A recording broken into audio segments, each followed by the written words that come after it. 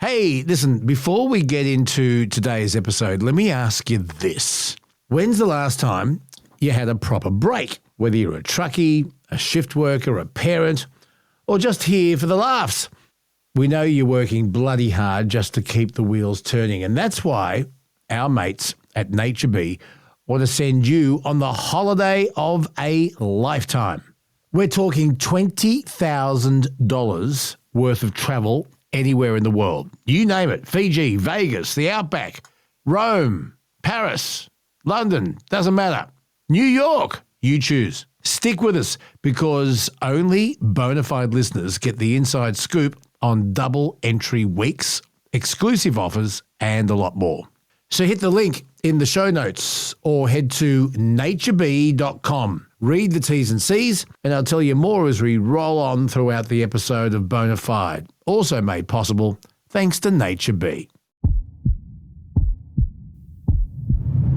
In a world where voices are silenced, Please. one man refuses to lie down. It's about how hard you can get hit and keep moving forward. How much you can take and keep moving forward. That's how winning is done. He's been punted not once, 40 years they've been trying. not twice, You couldn't fire somebody if they were horrible, doing a terrible job. but 3 times. You're fired.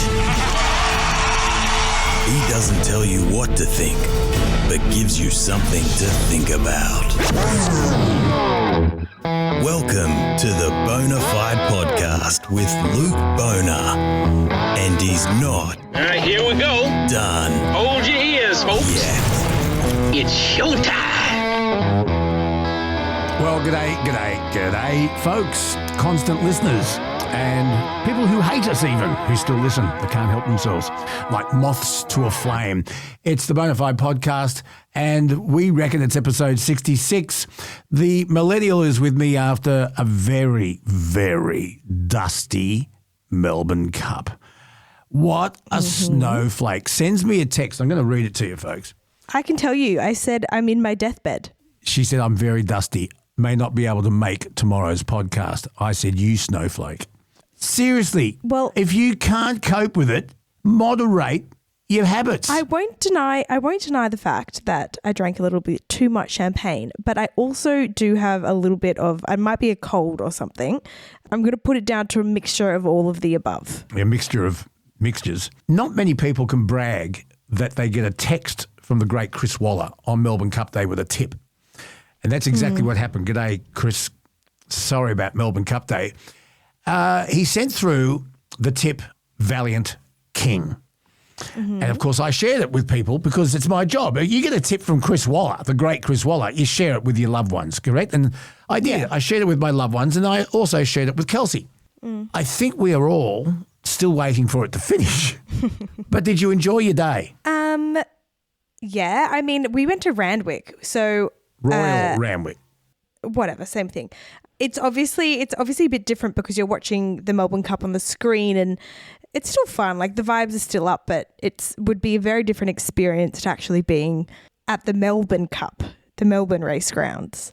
I've been to the Melbourne Cup once, and This is the second time in my life I've been to the races. Okay. We used to go to the Trots a lot in Bathurst. It's the home of harness racing.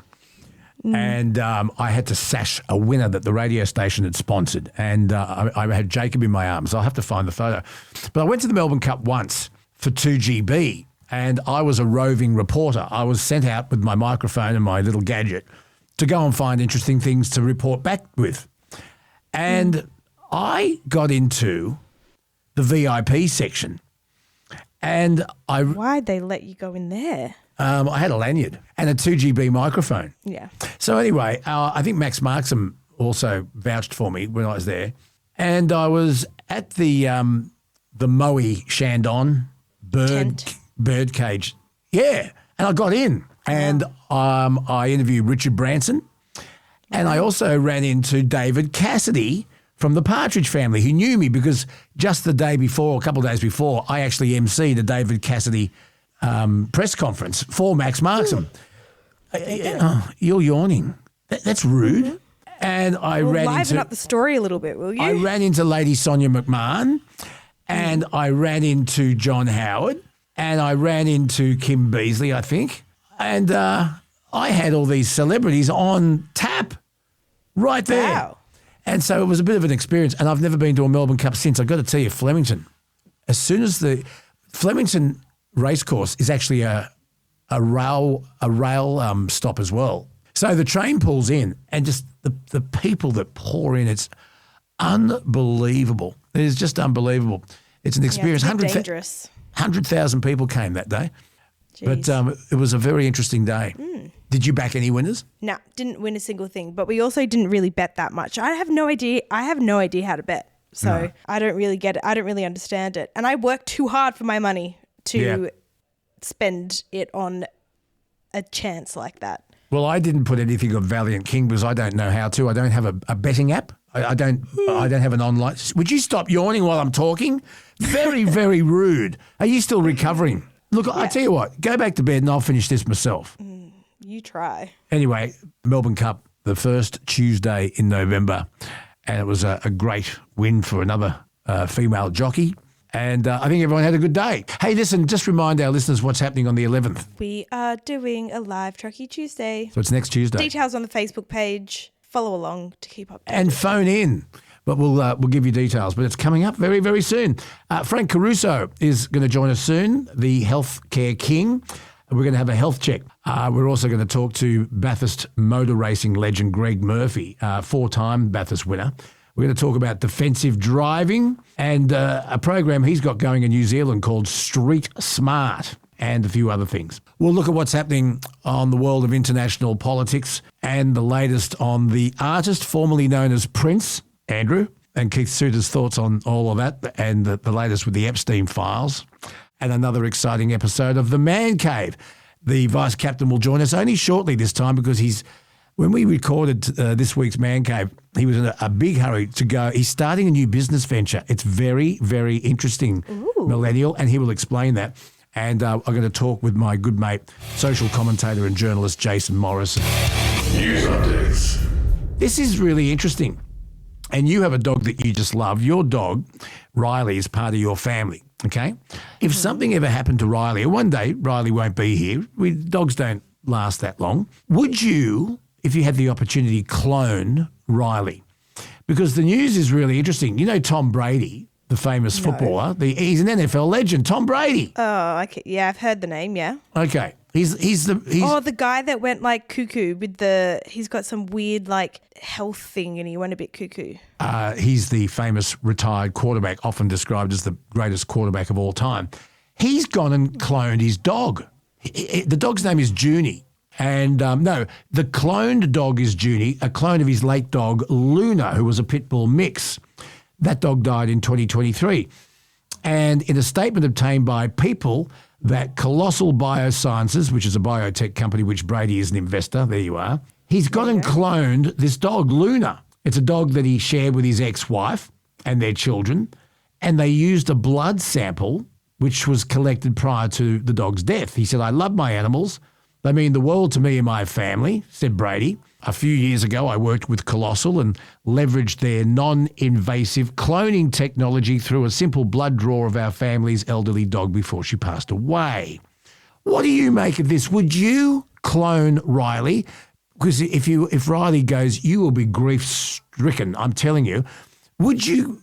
Is there any guarantee you get the same Riley back? Well, I have a feeling they've used the word cloning here to get clicks on the headline because cloning is a very complicated procedure. Remember Dolly the sheep? Yes. It's not particularly something that you can just do with a blood sample. I know that for sure. So I feel like they've probably just used the word cloning there as a marketing strategy.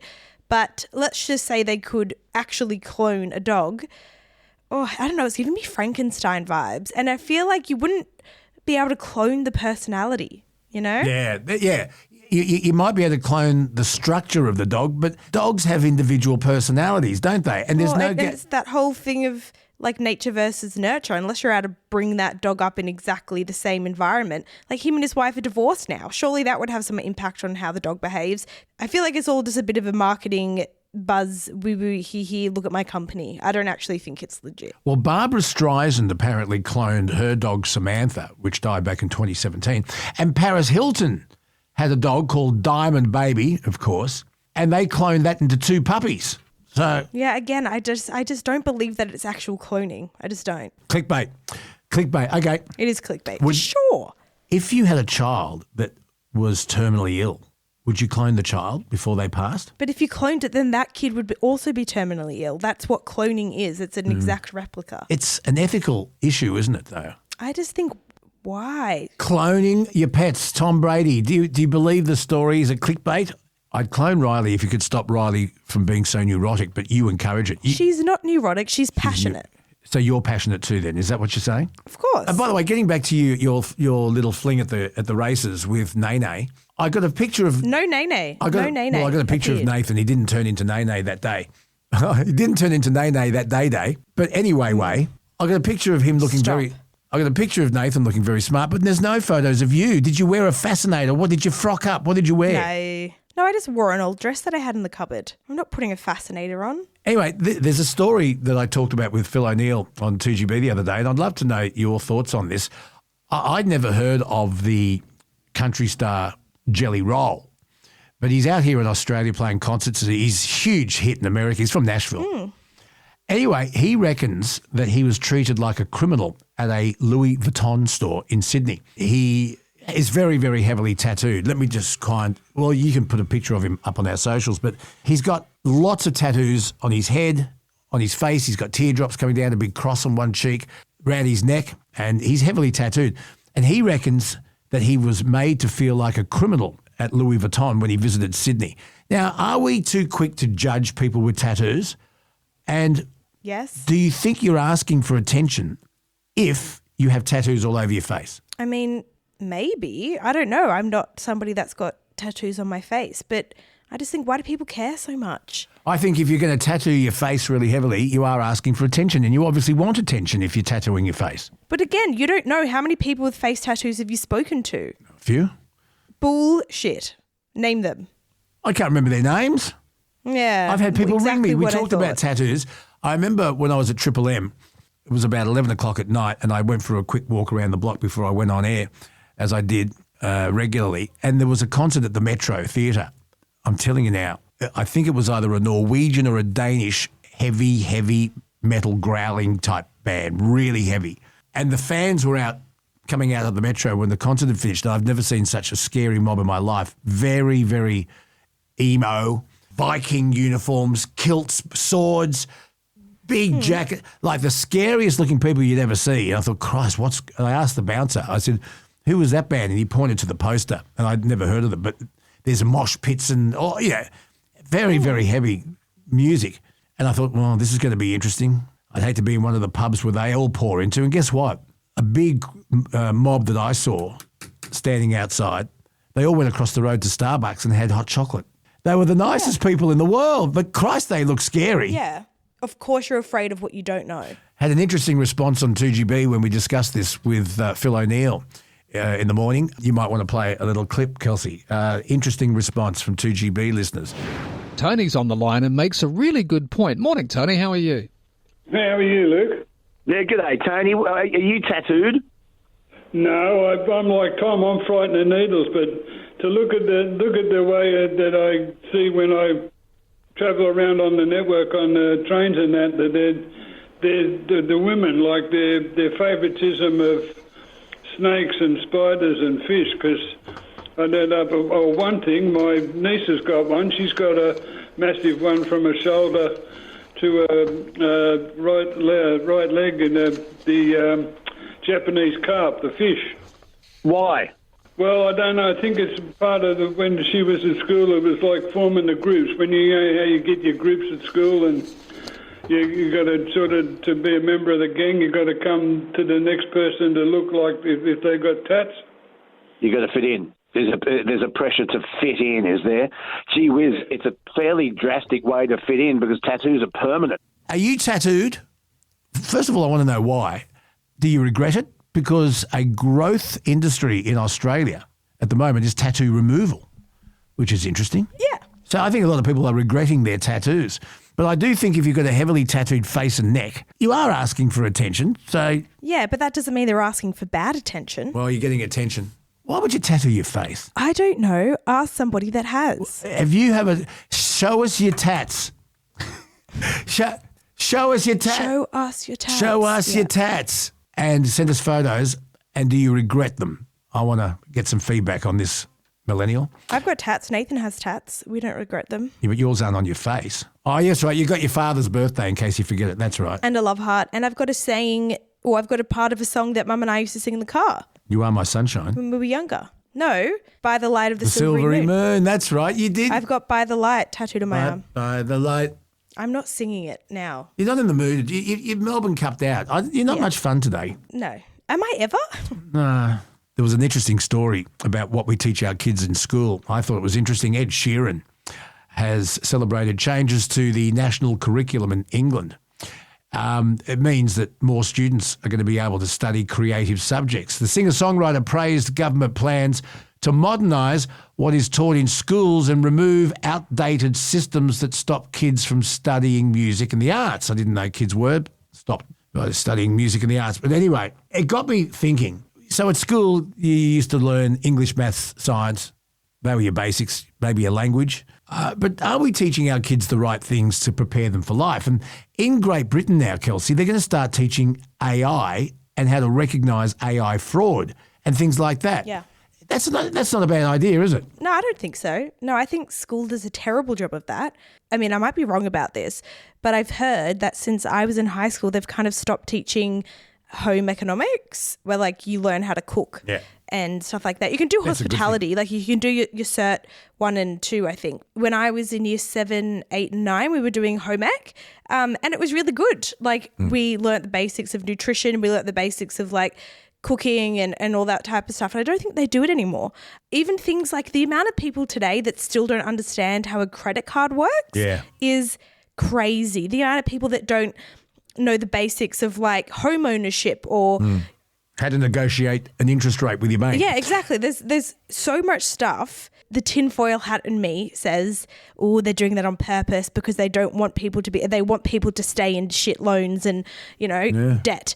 But I mean, I guess there's an argument to say, oh, your parents should be teaching you that. But if your parents weren't educated in that, the biggest blessing I've had in my life is I remember Mum, from as long as I can remember, said never get a credit card until you absolutely have to because it's not your money. And that stuck with me. And I think we got our first credit card when we bought our house. By then, we had developed enough healthy money habits that it's really now just for the benefits of the points and stuff. But Nathan's got his whole budget spreadsheet. He does all of that. But Yeah, Nathan's very clever.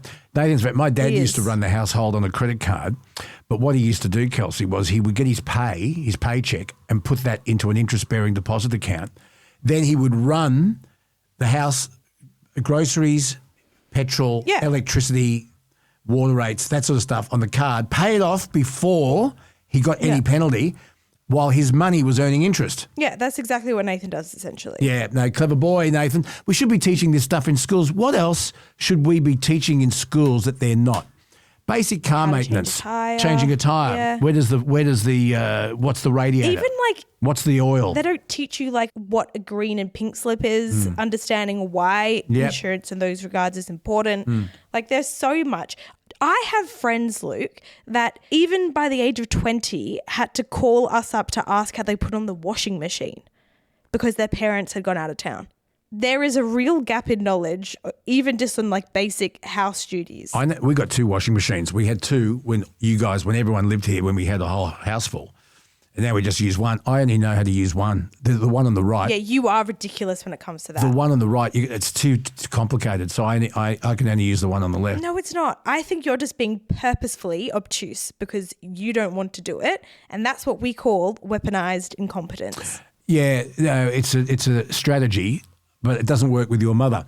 I remember many, many years ago, I deliberately hung the clothes out on the line in a really bad way, really bad, and I thought I'll never be asked to do this again.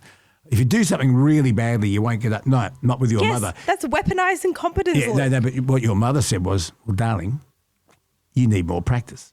So It didn't work. No, and as it shouldn't. It didn't work. Stupid, silly, silly, silly boy. And also, what lesson are you teaching Jake when you do that? Anyway, moving on. He needs to learn home budgeting. Let's hear what you guys had to say. We've got a voice message from Matt. Let's have a listen. G'day, Luke. G'day, Kelsey. It's Matt of many hats, formerly cabbie, also poet, now truggy. Was listening to the conversation on theft, and Kelsey, you're 100% wrong.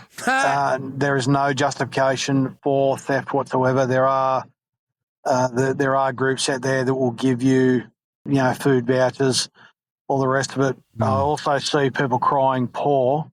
But they've got 3 credit cards, store cards, Afterpay. They're just mortgaged to the hilt, car loans, all the rest of it.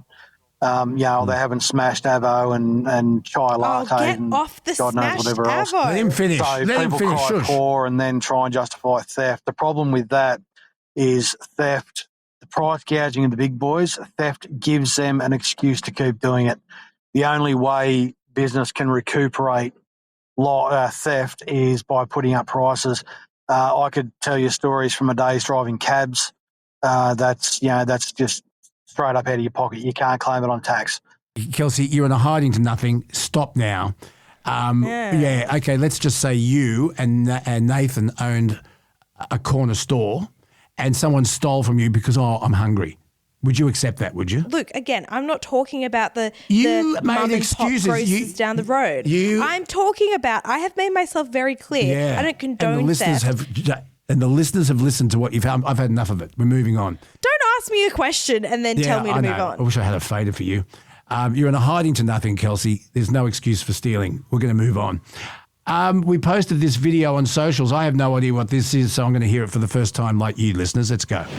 Yeah, well, that's right. And if you're throwing a tantrum, just get up and walk away. They very soon stop the tantrum because you've gone. Lock it in the room. There's no audience. Couldn't agree with you. Listeners, what do you think? Tough love parenting has gone out the window and we need to bring it back. Too many snowflakes, too much justification of shoplifting. I say bring back the wooden spoon. Yes. Yep. Luke Boner at gmail.com. What is it? Luke Boner, that radio guy. All the links are in the description. This is why my generation is traumatized. This is what you guys had to say about the great Granny Sue, who has a tattoo, by the way. Our friends at the 10 Cents and Nonsense podcast said this: society needs tough love more now than ever. Bronwyn said, I broke the wooden spoon over one of my twins' bums. I converted it into a plastic one. I used to take it shopping with me. They were never out of line. Hey, listen, what would happen if the twins were identical and you hit the wrong twin? What would happen there? Scott said apparently kids who aren't smacked enough as a child grow up to think that stealing is a perfectly acceptable thing to do. Well, that's obviously what's happened to Kelsey. She was not... I got smacked a lot, I will tell you. Yeah, but not enough. Nowhere near enough, according to Scott. Absolutely not. Scott, I'm with you. Keep the responses coming because we love it. We had a video sent in that you guys wanted us to watch. I have no idea. Once again, I'm seeing it listening to it with you for the first time. Listeners, let's go. Work cover, basically, in my opinion, is the next NDIS. A shoulder injury at work, but healthy enough to be running line-out training at a local rugby club. This is the state of the $7 billion work cover scheme. History tells me that when the economy gets tough, like it is at the moment, people look for the easy way out to get money. Work cover is an easy target. Yeah. Yeah, I'd be very interested to know what the listeners think about work cover and if you think it's being taken advantage of or if you think it's needed and businesses just need to factor that in. What do you think, Luke? Oh, look, I think that clip that we just heard, that work cover is the next NDIS, a good idea, and it's only right and proper that if you are genuinely injured at work, especially if it's the boss's negligence, you need to be covered. And that's what insurance is for. But he's also quite right. When times are tough, people will do their best to try and get money for free. It's human nature. Take advantage. And they take advantage. I want to hear from businesses that have to pay out work cover. What is the procedure? Have you had to pay out? You know, we're going to talk to Bill Edgar down the track, And he's a private investigator, Kelsey, as you know. And the majority of the work he does as a PI is investigating fraud with insurance fraud. And there would be a lot of it. There really, really is. You know what one of my favourite pastimes to do is watching those, like the Dashcam Australia, with those people like blatantly trying to commit insurance fraud. But you've got to be so dumb to do that these days because everybody has a dash cam. Yeah, no, I agree. Crazy. I got one for your mum's car. In fact, we have identical dash cams, one at the front, one at the back. And the front one does 180 degrees, the back does that. So it's completely covered. And we haven't had to use it yet either. And when we do, I'm going to have to get Nathan to show me how to. Yeah, I was going to say you're going to have no idea how to do that. I have no idea. But you need to click the button when it happens so then it tells the machine to save it. No, ours does it if there is a bump. I think ours is continuously recording. So it saves when something happens. Yeah, and I think after 3 minutes it wipes and keeps going. But if there is a collision, it saves it. That's good. And our dash cam, which we got through a recommendation through Trevor Long, has what's called Sentinel mode. Sentient? Sentinel. Sentient. Sentinel. It's not Sentinel, surely not. It is because it keeps watching the car. Well, that's what sentient is. It's like a sentinel. I don't know what the fuck you're talking about. It's connected to all the sensors, right? And if somebody walks within a metre of if anyone comes within a metre of your mum's car or mine, it records. Yeah. So, but the frustrating thing is, if you have a dash cam and it can prove categorically that you are not in the wrong, that's a great thing, but you don't get cheaper insurance premiums if you've got one. And I asked Trevor Long why. He said because the insurance company doesn't really know if it works or not.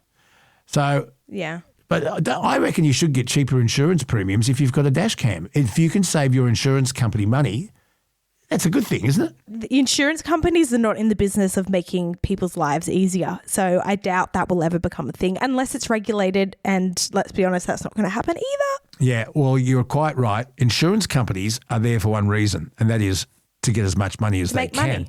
And it's their job to not pay out if they possibly can. We talked about travel insurance, and if you're not wearing a helmet and you have an accident, they're not going to pay. Yeah. Which is probably fair enough. But anyway, insurance companies, another topic for another day. Listen, we've got stuff coming up. We're going to get to it. We've got special guests waiting.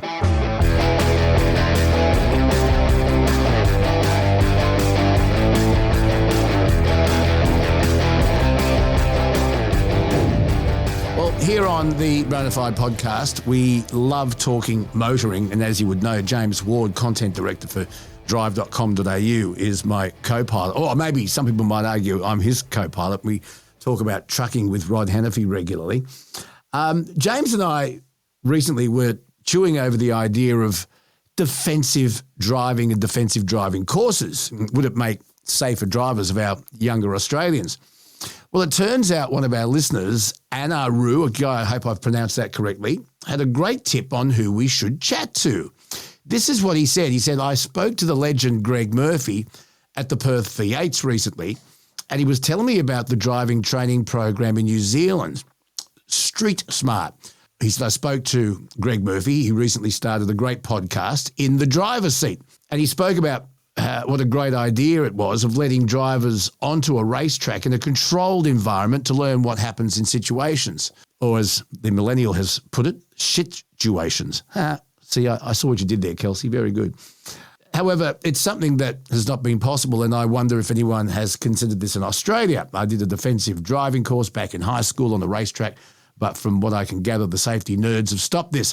Now, I'm a huge Greg Murphy fan. Greg Murphy is with us now. He's won 4 Bathursts, amongst other things, and he's with us now on our podcast. And I'm happy to cross-pollinate our podcast with your podcast, Murph. Greg Murphy, welcome. Thank you, Luke. Much appreciated. I'm happy to cross-pollinate podcasts. It works for me.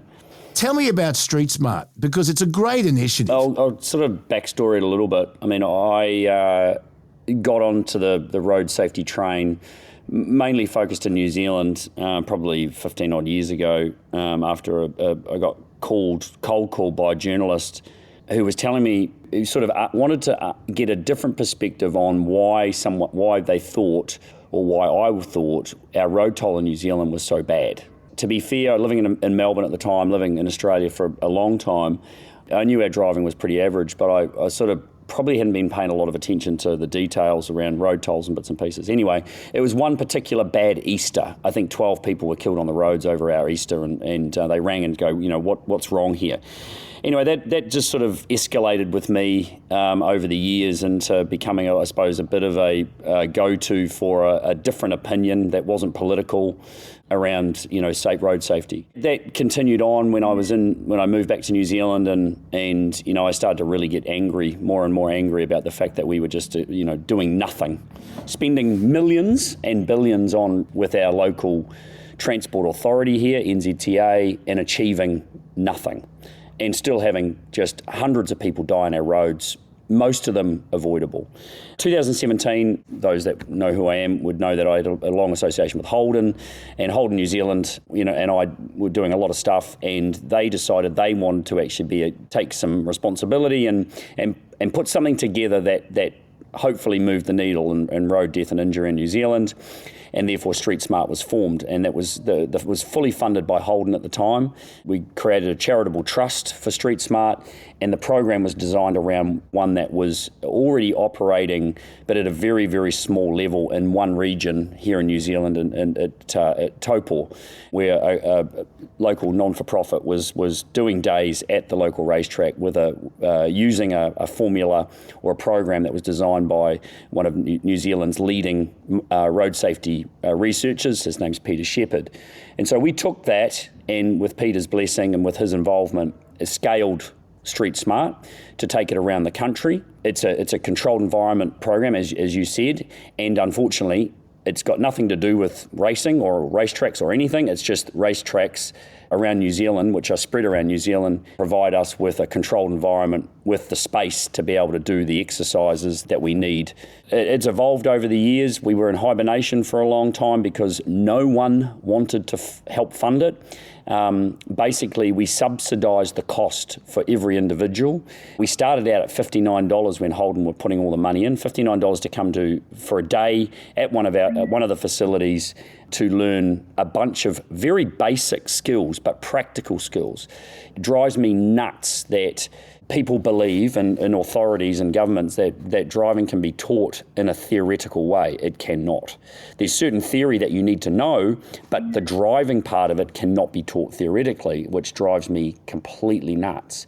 And yet, there's still those out there because it's easy to say that it can be done theoretically because you can do it on a computer or do it watching videos or whatever. That's enough, but that's a cop-out.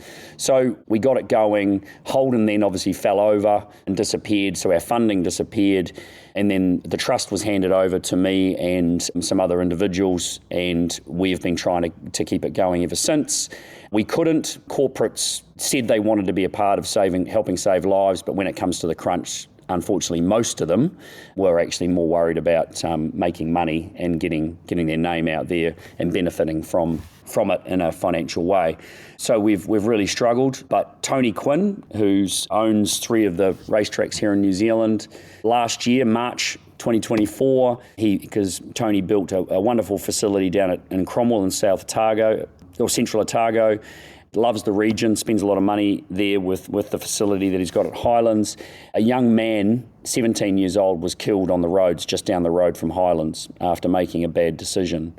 And that made Tony really angry, and he went, this is rubbish, the government's doing nothing, we're going to have to do something. So he dug into his pocket and he gave Street Smart $750,000 over a 3-year period. We're into nearly the end of the second year, and to get Street Smart going again. And since we've done that, we've managed to get wonderful support from genuine other organisations who believe in what we're doing and want to actually move the needle. They're not worried about getting their name out there in lights.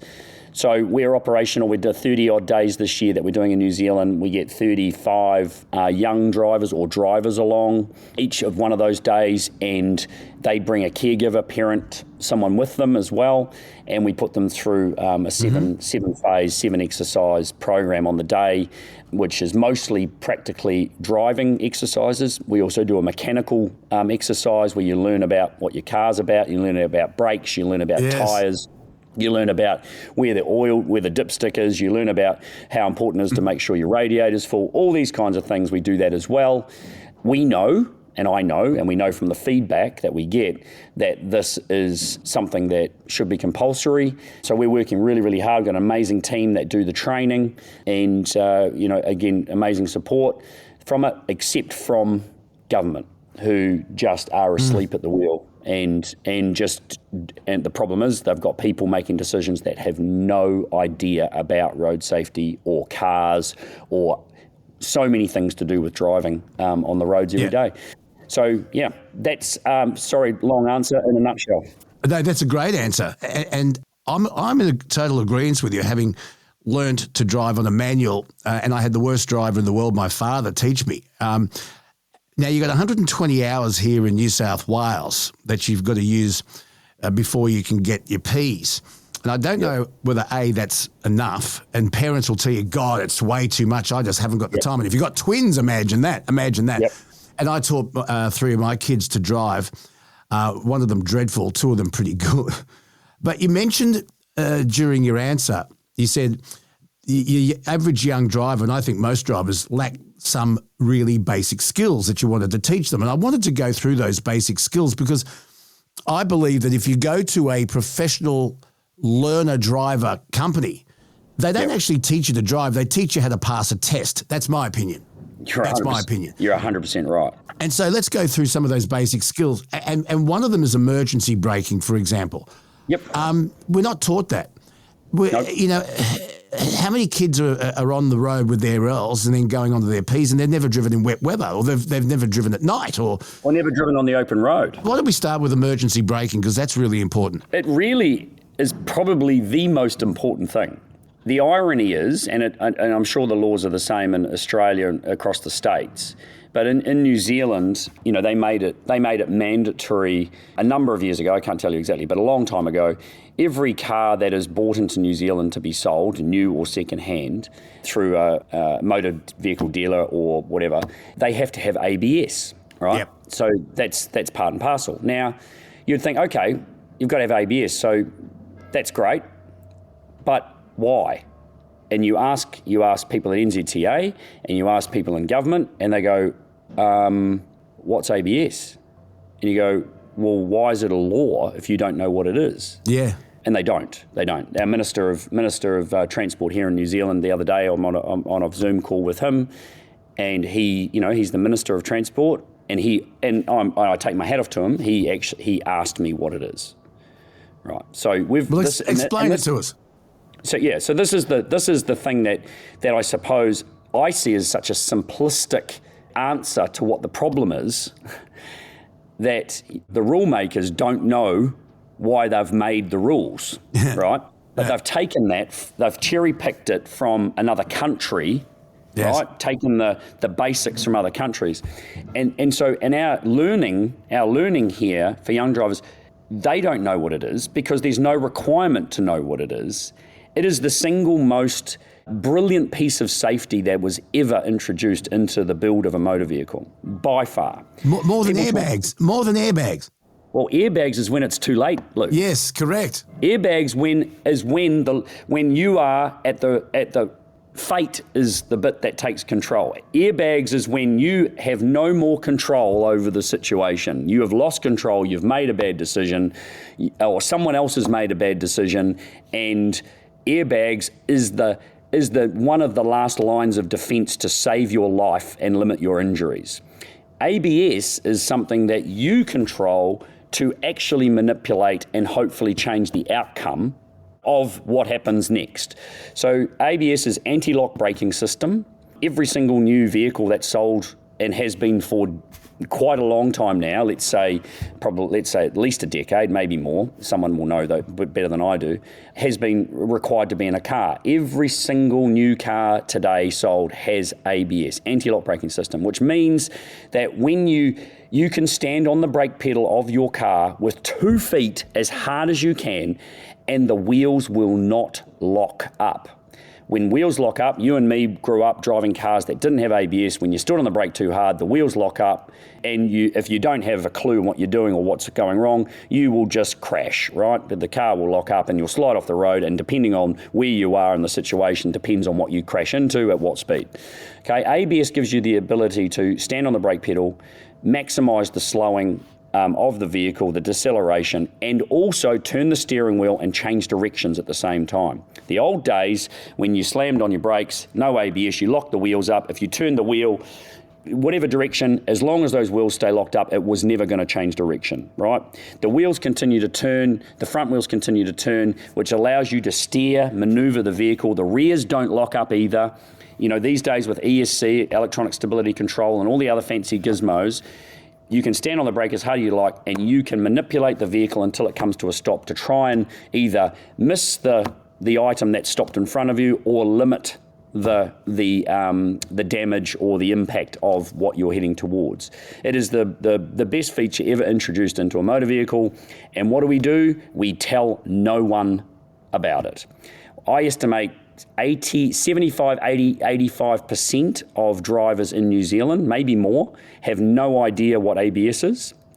You are not taught when you start to get a driver's license. Your parents don't know what it is. The driving instructors can't show you what it is because you can't just drive down a road somewhere and jump on the brake pedal in the middle of, suburbia to show that. That would be obviously, very poor behaviour on a driver trainer's part. So that is the key. That is an absolute key part of it, and that's a key part of what we do at Street Smart in controlled environment to showcase these things and understand the correlation between your ABS, your brake condition, your tyre condition, because it relates to tyre condition as well. Do you know why tyres have tread on them, Luke? Well, obviously when you're racing in good weather, you have slicks to have maximum traction between the tyre and the track. That's right. The tyre has ridges on it to divert water. That's exactly right. 100% correct. Now, I reckon 85, 90% of people don't know that. People don't know why tyres have tread on them. Again, in New Zealand, part of the learner license, and I would probably imagine it's the same in Australia potentially. Again, I haven't done a theory test in Australia. I don't know what the questions are like. Maybe they're better. But in New Zealand, our theory test asks drivers, young drivers doing their theory test, what is the minimum allowed tread depth on a tyre to make it legal? That's the question that gets asked. Not why do tyres have tread on them? It's what's the minimum tread depth? Easy answer, because they memorise it. As you sort of said before, they're taught to pass the tests. Well, every answer to every question for our learner licence is online. So all you have to do is memorise the test, and the answer is 1.5 millimetres here in New Zealand. To get a warrant of fitness on your vehicle, each of your tyres across the width of the tyre has to have 1.5 millimetres of tread depth on it. Mm-hmm. Now, there's no question asking why you need tread on the tyre, just what the minimum tread depth is. Mm. Now, to me, it's much more important to understand why you need to have tread, which is what you said. It's to disperse water from under the tyre to create contact patch of the rubber with the road. That's why. The more tread you have, the more contact patch, the more ability to get rid of the water, the safer your vehicle. So that goes hand in hand with emergency stopping, certainly more so in the wet. Now, I've done a lot of tyre testing in the wet, ABS braking with distances. The distance difference between the quality tyre with tread versus a non-quality tyre without tread can be from 100 kilometres an hour up to 40 metres different in the same vehicle in stopping distance. Yeah. Right? People do not understand this because they're not told or they're not taught. These are the most simple, basic things. And we teach at Street Smart, it's not advanced driving. It's not an advanced driving course. It is a basic driving course. But these things are basic, but they seem advanced to people because you're not taught it when you learn to drive, right? Yes. The fastest our participants go on a day is 80 k's an hour. at any given moment. We don't teach them to drive around corners fast. That we don't want them to learn how to do that. We want to teach them awareness around the risks involved with driving and create a better awareness of those with peripheral awareness and some very basic skills around emergency braking and that kind of thing that actually gives them context to what we're talking about and context to the dynamics and the physics of a motor vehicle when it's travelling and what it takes to stop that motor vehicle and how to do it efficiently, those kinds of things. So that's the focus of what Street Smart does. There's something that I observed when my daughter, who was impossible to teach because she bloody knew everything. She sounds like a boy, like a man, like a male. She's a millennial. But anyway, I'm talking about when she was on her L's. Yeah. When she finally got a P, she offered to drive us to the airport. And so she's driving, and number one, she drove way too close to the car in front, and it freaked me out. Yep. She's also obsessed with her Apple CarPlay and her computer and her phone. So there's that distraction. But there was something that I noticed that is something you really can't teach unless you've got experience or you go to a course like Street Smart, because we had to merge from our lane into the left lane to go across the deck of the Harbour Bridge. You with me? Yep. Or vice versa to go through the tunnel, probably through the tunnel. And I could see that the car in the lane that we were going to merge into, I knew that we were in their blind spot. Yep. And the car wasn't slowing down or speeding up. It was with us. And I could see that the driver of that car, their head was turning. Now, they didn't have an indicator on, but I could tell by their body language they were going to merge into our lane. Just by the body language of the driver. Now, you can't teach that, or can you? No. And the other thing... No, you can't. Well, you've got to learn it, but you've got to learn it by actually having an understanding and awareness of the fact that you are not the only car on the road. And one of the biggest messages I give young drivers is, just because you are doing the right thing at any given moment, it does not mean that someone else is. So while you are doing the right thing and going, I'm fine, so everything's going to be great, that does not mean that other people around you are not going to make mistakes. And so that is an awareness thing, and that's what we teach as well. You've got to be ready, and that's why distraction with phones and stuff is such a problem. Does that worry you, all the technology in cars? Does that bother? Absolutely. I mean, it is because our laws here in New Zealand are so bad and so far behind. What's the fine in New South Wales for being caught with a mobile phone in your hand? What's the fine? Yeah, it's a $423 fine and 5 demerit points. But it can actually go up to $562 if you do it in the school zone. And I think Victoria is actually a lot more than that, from what I remember. I think Victoria is a lot more, but in New Zealand, it's $180. And so we don't have a deterrent. There's no deterrent. Not a deterrent. And so it's rampant. You can drive anywhere in New Zealand, and within a 5-minute period, you will see just endless amounts of people using their mobile phones because no one's scared of it.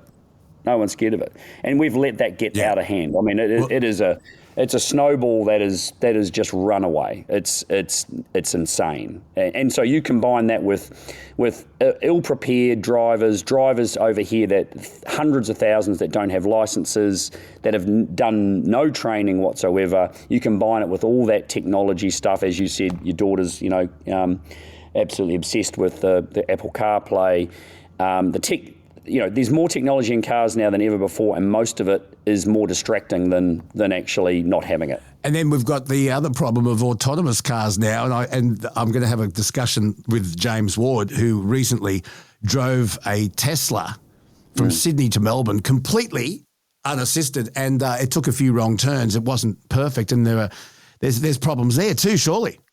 Take a bus or fly a plane. I mean, if you want to get on something and not have to do anything, then I'm not a fan. I feel that this autonomous thing is just Elon sitting there laughing, just counting the cash, right? it's just not good. Not good. I know of a journalist who drove one here in New Zealand, and they said it'll do it. You just keep your hands close to the steering wheel. It'll do everything itself. Blah blah.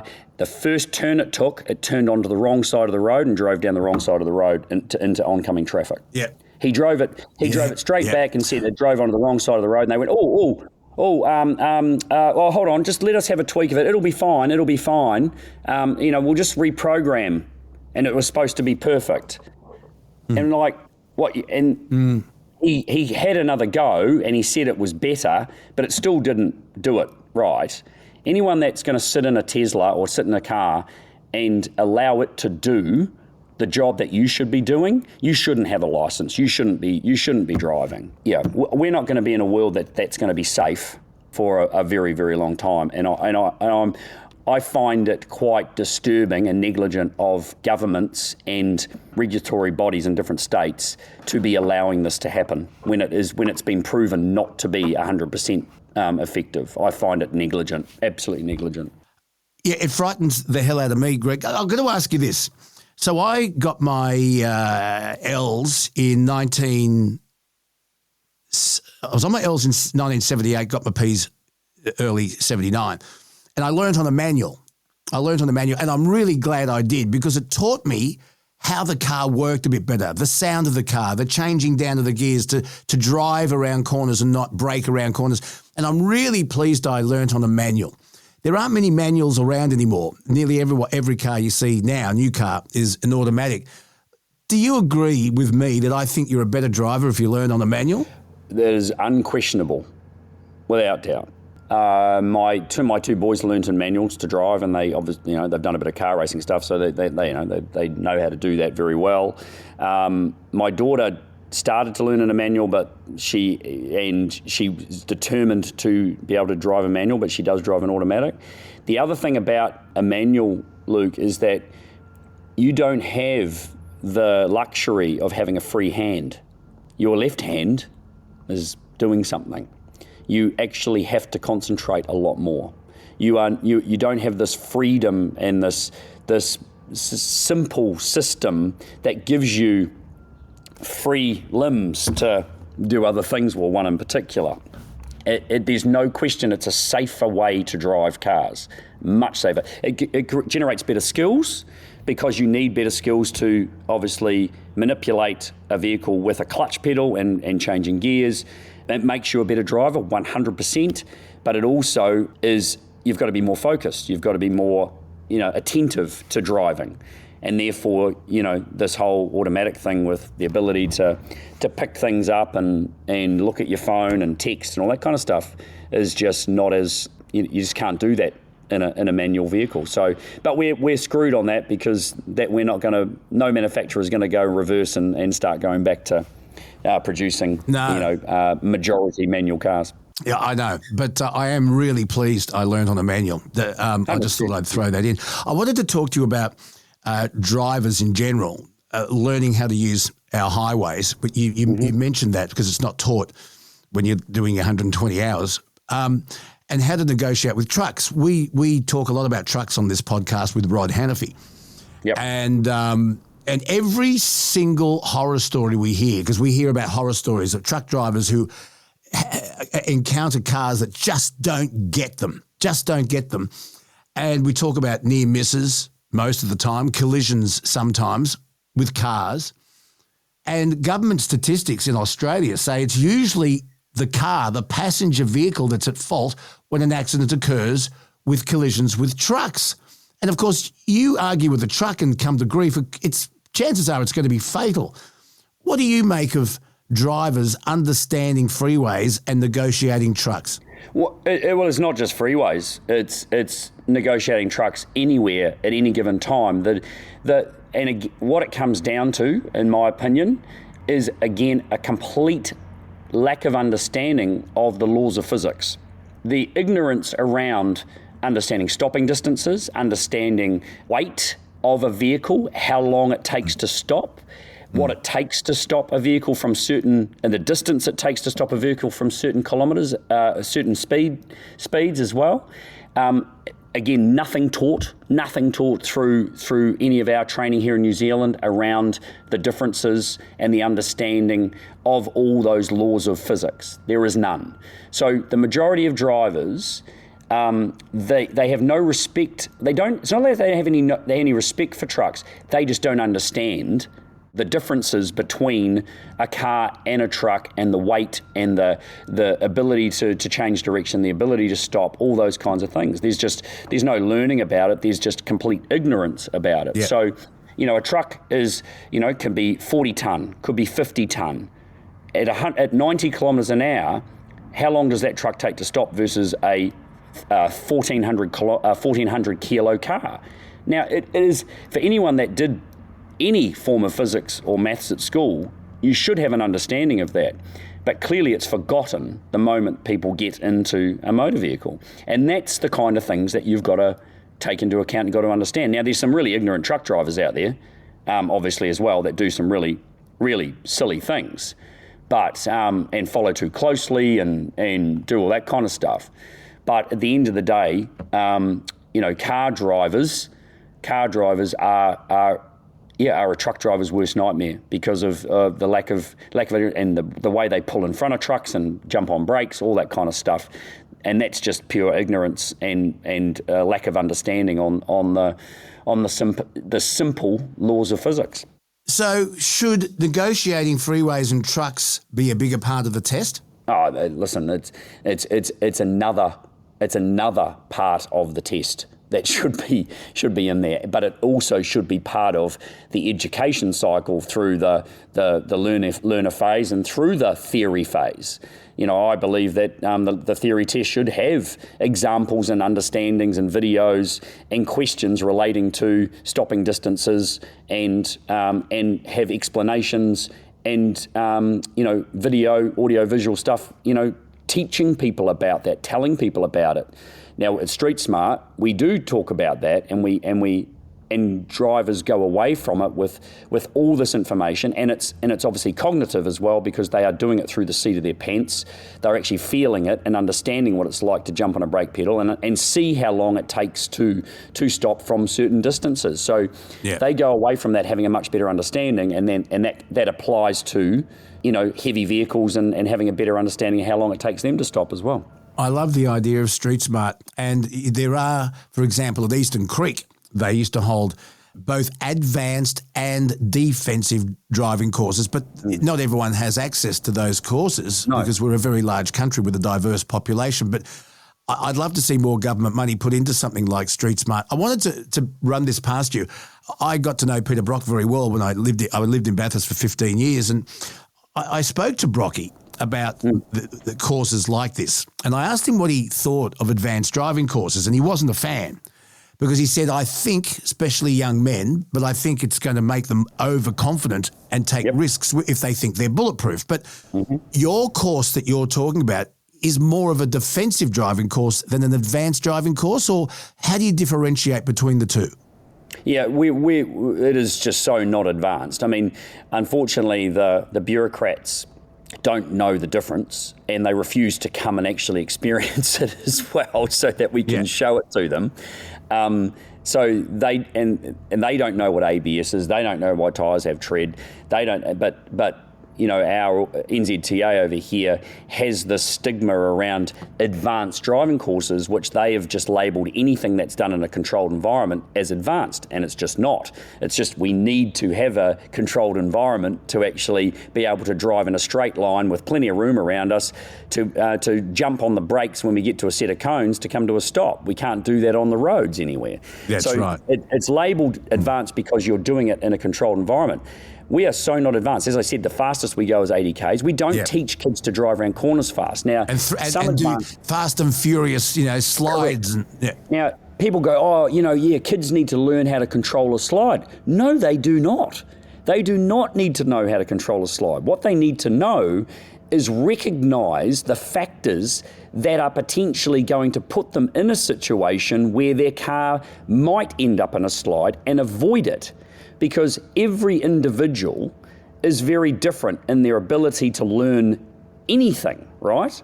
Not everyone is going to be able to pick up the innate skills of being able to control a slide in a split second when it's presented to you in a moment that you least expect it. It's not possible. It just isn't possible. So we don't want to teach that. What we want to teach is an awareness of the factors, the weather changing, rain, cold, ice, all these different changes, traffic, following distances, stopping distances, recognizing all those things that contribute to having to make good decisions to minimize and lower the risk you are currently having in that given moment. That's what we do. That is not advanced. That is basics. And unfortunately, we do not provide a broad enough level of basic training to anybody at any given moment to make them safe. We have signs like you do in Australia everywhere going, drive safely. What the F does drive safely mean? Yeah. When you don't know. Yeah. And keep left unless overtaking doesn't apply to most people. In New South Wales, Murph, the sign used to say slow vehicles use left lane. Of course, no one did because no one was willing to admit their car was slow. Or they were slow. Or they were slow. Greg Murphy is with me. Tell me this, does it send shivers down your spine when you see a young P-plater driving a second-hand WRX or an Evo or a Nissan Skyline? Because of movies like Fast and Furious and the drifting and all that, which is so it's glamorized. Yeah, totally. But it's car culture, and I love car culture because I'm a big car guy. I love car culture. It is a problem. We're never going to avoid that. The big difference you've got in Australia is you have regulations around L's and P's on the vehicles that they can drive. New Zealand, there is no regulation around what you can drive. You can get a learner license at 16 here, and mum and dad can let you have a 400 kilowatt V8 Commodore. You're legally allowed to have that. Well, you can in New South Wales if it's the family's main car. If it's the only car that's available to that P-plater, they can drive it. Yeah. So here there's no restriction at all on anything. And listen, car culture is a thing, as I say, that is not going anywhere, and I love it. It is trying to generate respect. We've got big issues here because our laws have not been updated. We've got big issues with certain groups that just have no respect for anybody and are quite happy to go and do terrible things in public arenas and destroy property and just make menaces of themselves. And they know the law better than the law does. Our laws are not designed to be able to do anything about it. So there's supposedly some changes happening in that space to try and do all that kind of stuff. But yes, young men, we know, I've done a lot of seminar stuff with a neuroscience educator who does an amazing job of explaining to people, the brain structure and how it works and why we do it. Now, when I was 16, 17, I made so many mistakes. I got away with things I was very lucky to get away with. I crashed a car when I was 19 years old, wrote it off, injured the passenger because I slid off the road onto some grass. What happened? I was 19. Because you've been a professional racing car driver since you were very, very young. I was 24 when I started racing professionally in Australia. So in 1991, when I was 19 or 18, I'd only just raced my first season of race cars here in New Zealand. I thought I was 10 foot tall and bulletproof, thought I knew everything. And my little Datsun 1200 back in New Zealand here at home, it was Easter, met up with all my mates. They were gone off to university, the first year at uni. I was doing a bit of car racing, working at the local racetrack, blah, blah, blah, blah, this kind of stuff. Thought I was 10 foot tall and bulletproof. We're all having a pretty big weekend. I had been drinking earlier in the day, had stopped drinking, about probably 6 hours before I drove my car, but I still had alcohol in my system. I was very fatigued. Dropped a friend of mine out in the country where he lived, driven the road 1,000 times, driving back into town, only about a 20-minute trip, had a girlfriend in the passenger seat with me, fatigued, not driving fast, which was unusual for me, but wasn't concentrating, I shouldn't have been behind the wheel. Drove around a corner, left-hand side of the car, got into the verge, which was gravel. I lost control, spun around 180 degrees, went across the road, onto a grass verge, down a bank, into trees. So we are not, it's 1 o'clock in the morning, 12:30 in the morning. Dark as dark as dark. Car is down a bank, not visual from the road, in trees. The small amount of light coming from the reflection of the headlights back into the car was the girl looking up at me with her mouth open trying to scream, and she couldn't. And I thought at that moment I'd killed her. Jeez. Right? So this is, if I go back to the beginning of my story. Were you both wearing seatbelts? Yeah, but it's a Datsun 1200, mate. 1973 model, 1972 model. So seatbelts, whatever, no safety whatsoever. The thing was bent in half just behind the B pillar. Oh. Now, so this is another reason why I do what I do, because I've been there, I've done that. Now, I had no control over that. Once I lost control, that was it. And so I talked about fate before. Fate determined my outcome that day. If we had hit something larger than what we did 2 inches further back where we did, she would have smashed her head on the B pillar and likely would have been killed. That's how serious it was. So 19 years old, 10 foot tall, or 18, 10 foot tall, bulletproof, just won a scholarship to go car racing in New Zealand, thought my shit didn't stink, God's gift to driving. Here I am, charged with careless use of a motor vehicle causing injury, wasn't over the limit, had alcohol in my system, blah, blah, blah, blah, blah. What a dick. And so I lived to fight another day. I got a second chance. Now, the problem with young men, fractured collarbone, but she was okay. So, sorry, I should have mentioned that. It was quite important.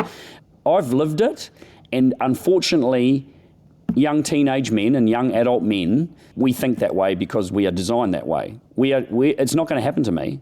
It's not going to happen to me. Well, it bloody does. It does happen to you. You think you're not going to lose control. You think you're going to not make a mistake. You think that someone else isn't going to drive out in front of you. You think that you're God's gift, and we are not. We just are not. We make mistakes. We make bad decisions. And that is a story I'm quite willing, I've always been willing to share, and I've shared a lot because it references someone that went on to have a career in motorsport, and, everyone thinks it's just been an amazing ride all the way through. Well, it nearly turned my life upside down before I'd even started. Now, as I say, that wasn't anything to do with me. It was to do with luck or fate, as I put it. And that's the epitome to me of fate and luck is what happened to me. What an amazing story. I didn't know that story, and I thought I knew most about Greg Murphy. What an amazing story. Yeah. Wow. I wanted to ask your opinion on something. We have a massive problem here in Australia with e-bikes at the moment. And there was footage published by the Dashcam Owners Australia organisation. It's a popular channel on YouTube, and they compile car crashes, right? You know it. Yep, I've watched it quite a lot. So there's a motorist driving down a leafy suburb in New South Wales, and seconds later, a young girl riding an e-bike turns the corner while looking down at her mobile phone, not knowing that the car's there. Murph, the driver honks the horn a number of times and eventually comes to a complete stop in the middle of the road, but the girl didn't look up and she kept going. She's now 10 metres from the car. She looks up, slams on the brakes but can't stop. The e-bike crashed into the vehicle. The helmet she was wearing fell off because it wasn't strapped on. And she tumbled off. And the driver says, "What are you doing? Get off your phone." Now, Greg Murphy, in the past 5 years, at least 40 Australians have lost their lives in e-bike and e-scooter related crashes. We recently lost 2 young boys within a couple of days, and they were on e-bikes. Now, I don't know if speed was the deciding factor, but they were on e-bikes. But we got a massive problem. These bikes can get up to enormous speeds. In fact, the ones that I see go past my window here on their way down to the high school down the bottom of the road are those ones with the long brown seat, thick tyres. And the other day I saw 3 kids in school uniform, so I knew where they were going, and they were racing down the hill, 3 of them on an e-bike, and all 3 of them were on their phones, and none of them were wearing helmets. Greg Murphy, what are your thoughts about these e-bikes? Do we need better regulation? Do you have an opinion? I just don't think you can. I don't think you can help dumb. You can't put brains in a statue? I just don't think you can. I mean, in some ways, unfortunately, it's when it hurts someone, an innocent person. That's the problem. You know, if these people are, stupid enough to not understand and stupid enough to use a mobile phone while operating these things, you know, if they hurt themselves, you know, I don't have any sympathy. It's when it's an innocent person, a victim, right, gets hurt. In Auckland, a couple of years ago, I saw, I think it was like a 2-year period, the hire e-scooters that you hire in Auckland, ACC, which is our accident corporation here that pays out to, you know, for injuries and things that are done for sport and all sorts of stuff here, paid out $20-something million in related claims to people that have hurt themselves on those e-scooters. Now, you see people jump on one of those.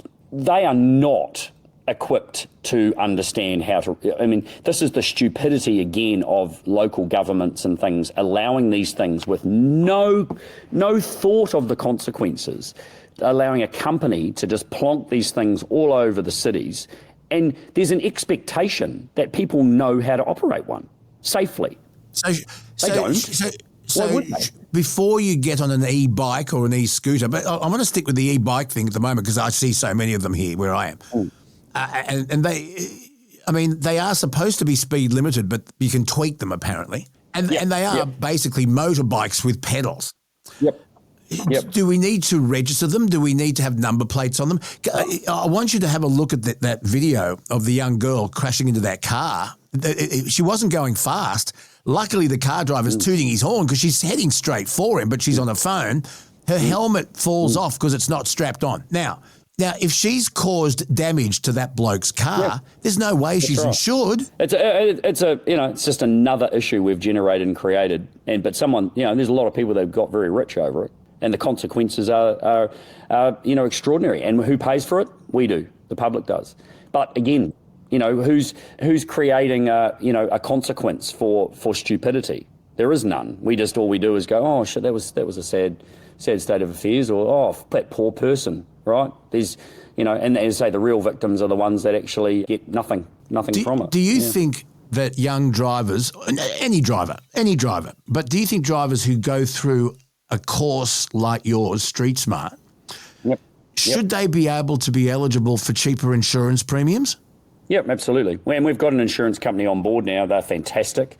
Star Insure here in New Zealand have come on board as a supporter, and they want to be a part of trying to help those, help people, and we've got plans in place to try and do those kinds of things, and it should be, and it is so obvious that these kids are better prepared than the kids that don't do our course. It is so obvious, and they will have less crashes, and if they do, they'll be more minor than what they would have been if they didn't do the course.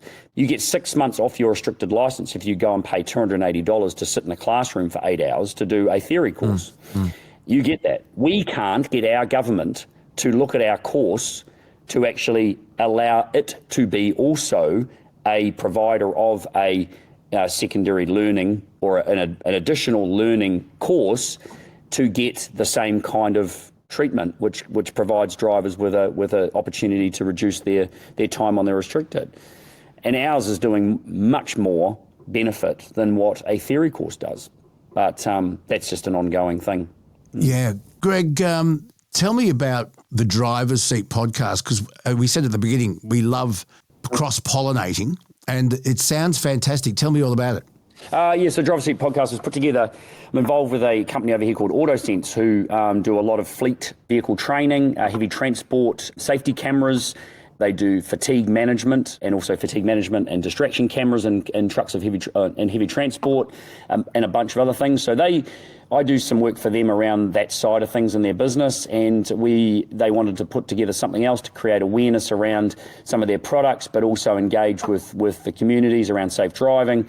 And so we got a bunch of well-known Kiwis in New Zealand and put them through their paces by putting them in a car before we recorded the podcast and drive them around the streets of Auckland and ask them a bunch of questions and talk about road safety and talk about experiences that they've had while driving before we get back to the studio and sort of go a little bit more in depth on their lives and successes and issues and problems and all sorts of things, while maintaining a theme around safe driving. So It was really enjoyable. I got to learn a huge amount with a lot of amazing people, it's going pretty well. In the driver's seat, it's available everywhere.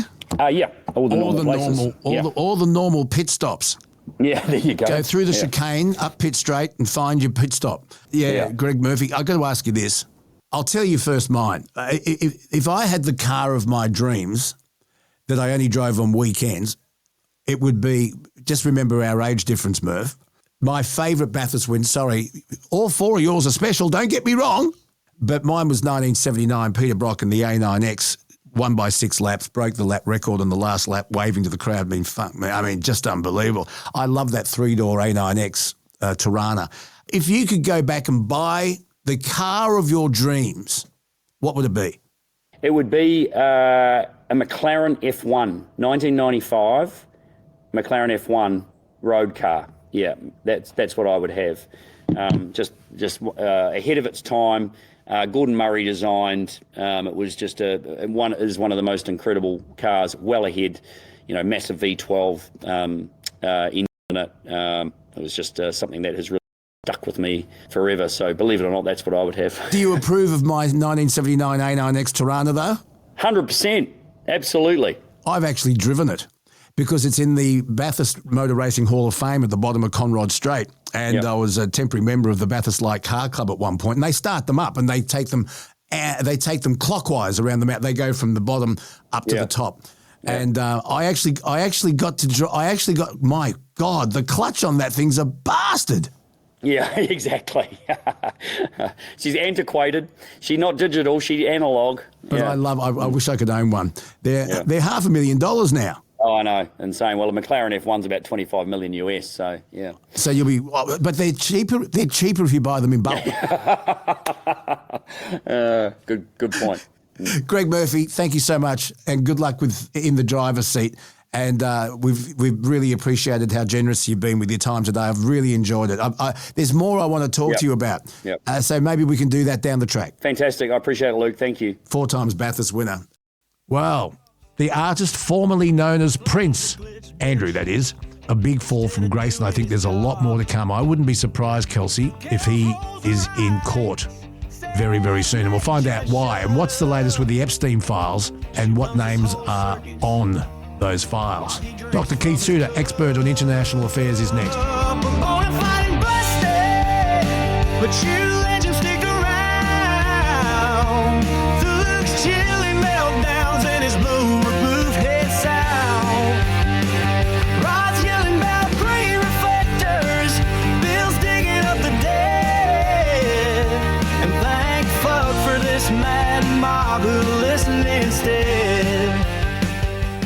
So, Dr. Keith Suter, welcome back again to the Bonafide podcast. We've missed you. Thank you. All right, a little bit to talk about this morning. We'll get to Donald Trump and nuclear testing in a second, but the whole world is talking about I was about to say Prince Andrew scandal, but now it's just the Andrew Mountbatten Windsor scandal, and how this is going to affect the royal family from here on in, because Andrew's scandalous behaviour and Sarah Ferguson's behaviour has caused a lot of embarrassment to the royal family for a long, long time now. And there's a lot of criticism aimed at both the king, who's finally done something, and Andrew and the king's mother for allowing his behaviour to go on for so long unchecked. I wonder how you see this playing out. Do you think we've heard the last of it, or do you think there's more to come? Oh, I think there's going to be more to come, because I think that he may be subpoenaed to appear in the United States, although the subpoena won't apply if he stays in the United Kingdom, but he may be required at some point to give evidence to the US Congress as it continues to examine the Epstein matter. Meanwhile, the Metropolitan Police are again looking at whether or not he has any matters to answer for in the British legal context. So this is going to drag on for quite a while. And it's not just, of course, Mr. Windsor who's now being affected in all of this. The British ambassador to Washington has also had to resign because he too is caught up in this scandal. I think this is like an ink blot, which is just going to get bigger and bigger, particularly when the Americans eventually agreed to release all the Epstein files and we get to see the names that are involved. There must be a lot of men at the moment who are very worried about what's going to come out of those files. Yeah, I want to get to the Epstein files in a second because I want you to explain all of that, because I was under the impression that Donald Trump once said he had no problem with them being released, but they're not being released. But we'll get to that in a sec. Let's get back to Andrew Windsor, who you would have thought prosecutors in the United States would have seen him as a key witness to what went on as he visited Epstein's island of hell and his apartment and invited Epstein and Ghislaine Maxwell to his residence in the UK on many occasions, even after Epstein was convicted in 2008 of being a pedophile. It's incredible. I think the problem for the Americans at that time was that he was seen as being almost untouchable as a member of the British royal family. That is no longer now the case. So they could issue a subpoena, although, as I say, it will not have any direct effect on Andrew as long as he stays in the United Kingdom. Of course, if he sets foot in the United States again, then he will be required to give evidence. Yeah. And, of course, you've got the British police now investigating him. One is that before he did that disastrous interview on BBC, he claimed that he didn't know Gillian Jeffrey or Jeffries, but some 8 years earlier, he had instructed a Secret Service protection officer employed by the taxpayer to investigate her, gave that protection officer her social security number, her name, her address, and instructed him to dig up dirt on her. And that information is highly privileged, and it was an illegal act to pass it on. Exactly. And I think, as I say, I think these are going to be the bits of information that are just going to continue to leak out as the months roll by, because this is a story that's not going to die. And then the king, of course, decided to try to nip this in the bud at long last. I think he's intimidated by his younger brother. His younger brother, no doubt, thinks he'd make a much better king than the current Charles. So you can imagine that the Queen's favourite bullying his older brother. And I think King Charles was just reluctant and lacked the backbone to act. It's only with all the pressure that's been building up as the king felt able to act. And it's interesting to note that on this occasion, as distinct from a previous royal scandal, on this occasion, the media, the politicians, and the general public are all in alignment in wanting Andrew to be removed. So the king knows that by acting in the way that he has broad support across major constituencies in the United Kingdom. The contrast I'm making here is with 1936, with his great uncle. In other words, that you get Edward VIII, who wanted to marry an American woman. Wallace Simpson. Prime Minister of Mrs. Simpson. The Prime Minister of the day, Stanley Baldwin, said, no, you're the leader of the Church of England. The Church of England does not approve of divorce. Therefore, you can't marry a divorced woman. And so Edward decided to abdicate from the throne. At that time, Edward enjoyed a lot of public support, including from Winston Churchill, who wrote his abdication speech for the king. Whereas this time round, the public are clearly in favour of Andrew being forced to stand down. So the king knows that he's on a very safe wicket. Yes, there's a lot of questions, especially why the Queen and now the King, her older son Charles, kept all this and denied it and covered up Andrew's indiscretions for so long. And my theory is, and please, you'll jump on me if you think I'm wrong, but do you think maybe Andrew is holding a smoking gun? And that is, if he is thrown into exile or just goes into complete hiding, he could well write a book which would sell millions. It would,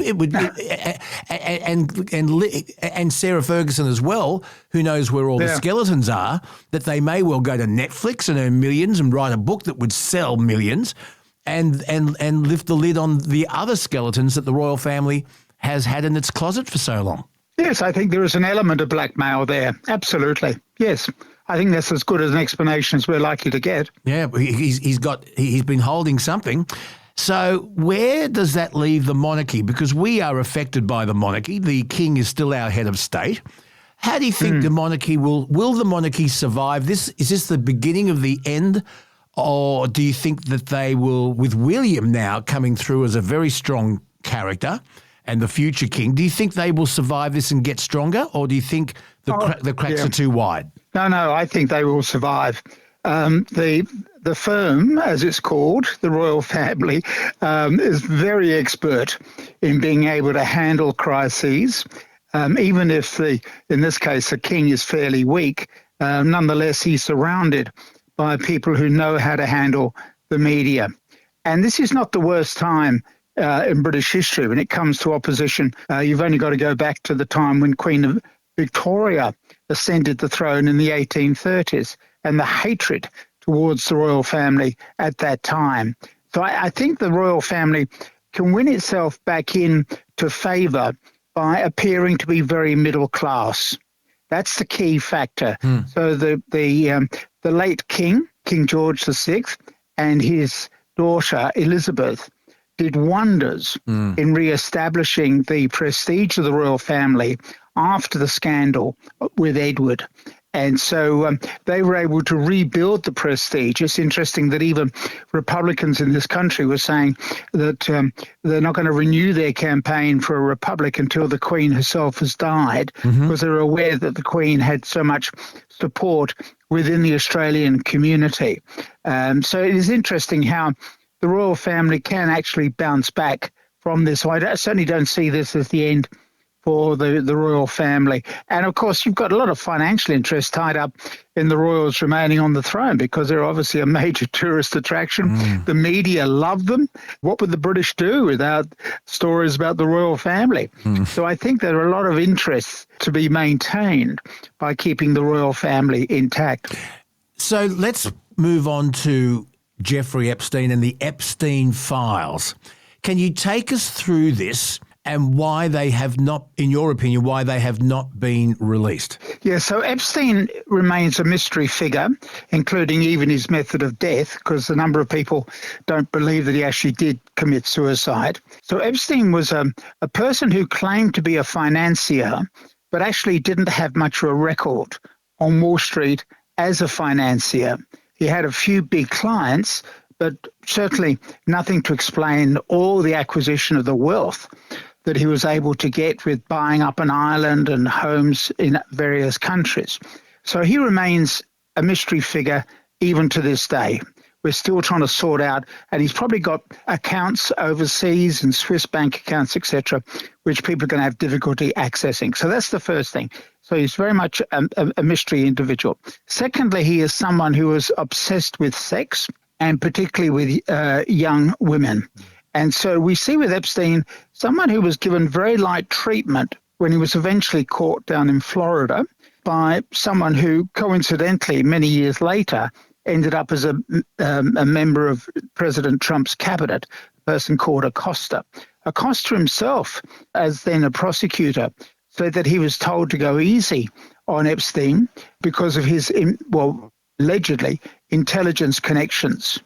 So there are a lot of conspiracy theories around why Epstein, a child molester, got such lenient treatment within the US legal system. When he's eventually discharged from that, he then, of course, resumes back to his activities and is eventually caught up in New York, which is why he died in a New York jail rather than a Florida one. We've still got to get to the bottom of exactly what he was doing with all those young girls. That's why the Virginia Giuffre autobiography is so important. But she doesn't name the names. That's the problem. So we obviously know about Prince Andrew, Mr. Windsor, because of the photograph, that notorious photograph. But there are many other names that are hinted at but are not actually disclosed in that book. Marjorie Taylor Greene, who's an extreme right Republican, but on this issue is really solid. She has said she is ready to read out a list of names of the clients. If it's presented to her, she can do it in Congress. It'll go into a public record, and because it's said in Congress, she can't be sued. Yeah. So like our parliamentary privilege. Exactly. So full marks to Marjorie Taylor Greene. So she stands ready to identify the individuals that are being hinted at, but we still don't have that definitive list. So we've got a lot of paperwork accumulated over almost decades now by the Department of Justice relating to Epstein and all of his behavior. The US government is not releasing that because, they're saying, well, these are confidential legal documents. There is a move now in Congress to have those documents made fully public. Now, to do that, you've got to have a resolution endorsed by a certain number of members of Congress, the lower house. They are one short. Now, ironically, we've just had what we would call a by-election in Arizona, and a person has just been elected, and she has said that she is willing to sign on and fill that gap of the missing one vote. However, Mike Johnson, who is the Speaker of the lower house, very much dominated by President Trump, he is refusing to reconvene Congress in order to swear her in. So I don't know how long he's going to keep kicking the can down the street. Remember, we've got a congressional financial crisis underway at the moment, and he's not reconvening the lower house for fear that when that woman is sworn in, she will then provide that missing one vote, and then the documents will then be made available. Now, in terms of Donald Trump, his position has moved back and forth on this. He was the one who started to whip up the conspiracy theories about Epstein. He is the one who has endorsed these rumors that you get on the far right, that there are pedophiles who run the world, who get protected by governments. I think that's a bit of an overstatement. But when it comes to Epstein, there's certainly a matter of where there's smoke, there's fire, because clearly Epstein has been protected by the US government system. And so we've had Trump saying, well, I will publish those Epstein files. But then more recently, Pam Bondi, his attorney general, who claimed to have a list of Epstein's clients, recently said that Trump may actually be mentioned in those files. And we know that Trump and Epstein were good friends one point in New York. They broke that friendship. Trump claims that he broke that friendship because of a falling out with Epstein. But Trump obviously fears that he could be mentioned unfavorably in those files. Virginia Giuffre, for the record, is not a critic of Trump. She actually has quite a high regard for him amongst all the other clients that Epstein had. So Trump is now obviously running scared of this. So it's so many occasions that we've had Trump do things that has turned our attention in other directions. And people keep saying he's doing that because he, like, for example, threatening to invade Venezuela. At the weekend, he was threatening to invade Nigeria. He's doing this to divert attention away from the Epstein files issue. But if you follow American media, you'll see that people are absolutely obsessed about this issue. He simply cannot divert attention away from the Epstein matter. Yeah. And as to what may be in those documents. So Trump may well be mentioned. It's not going to destroy his presidency because unlike a sex scandal, say, in Australia, which can lead to a downfall of a politician, in the American presidential system, you can't drive an American president out of office all that easily, as we've seen with attempts to get him impeached and others like Nixon. It's actually difficult to get presidents removed, but it will certainly damage his prestige, not least among his own MAGA, Make America Great Again supporters, because he is in effect providing the evidence that there has been a cover-up of at least one paedophile within the US government system. You talk about how difficult it is to remove an American president from office, and I'm going to mention the name Bill Clinton, whose name has been linked with Epstein. Yep. And we know the sex scandal associated with Bill Clinton, or a number of them actually. So if Clinton is seen to have had inappropriate ties with Jeffrey Epstein, I don't think anyone's going to be surprised. No, not at all.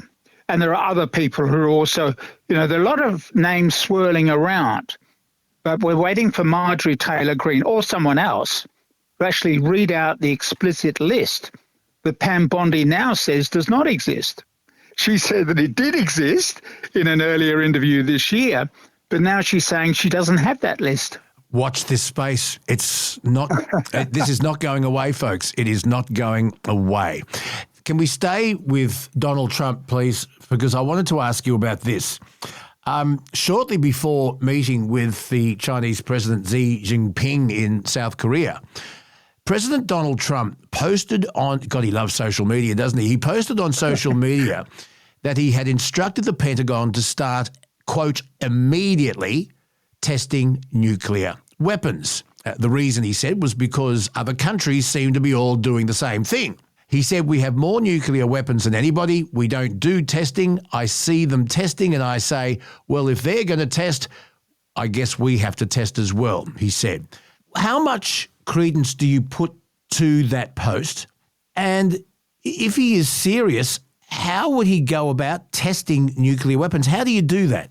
Well, I think, first of all, let's make a distinction between nuclear warheads, which actually explode, right, and delivery systems, which the Russians have been testing new delivery systems, and the Americans test theirs all the time, and you can do that, right? Right. Nuclear warheads are different. We've had an international treaty. I won't confuse listeners with the ins and outs of the treaty, but essentially there's been an agreement for the last 30 years among all but one of the nuclear powers not to conduct nuclear tests. The last country to conduct a nuclear test was North Korea, which does not accept that international moratorium. And North Korea last tested a nuclear warhead about 8 years ago, I think now. So you've got the issue of the warheads, and you've got the issue of the delivery systems. Now, the Russians are testing delivery systems, and the Americans are testing new delivery systems all the time. The real issue, which is what Trump, for a few hours, managed to cause so much disturbance about, was this idea of actually testing nuclear warheads. Now, this sent shockwaves, obviously, through the international disarmament community, because, as I say, all the nuclear powers, except for North Korea, have agreed for the last about 30 years not to test nuclear warheads. So it looked as though the Americans were going to break that moratorium, and that might perhaps give excuses for other countries to resume nuclear weapon testing.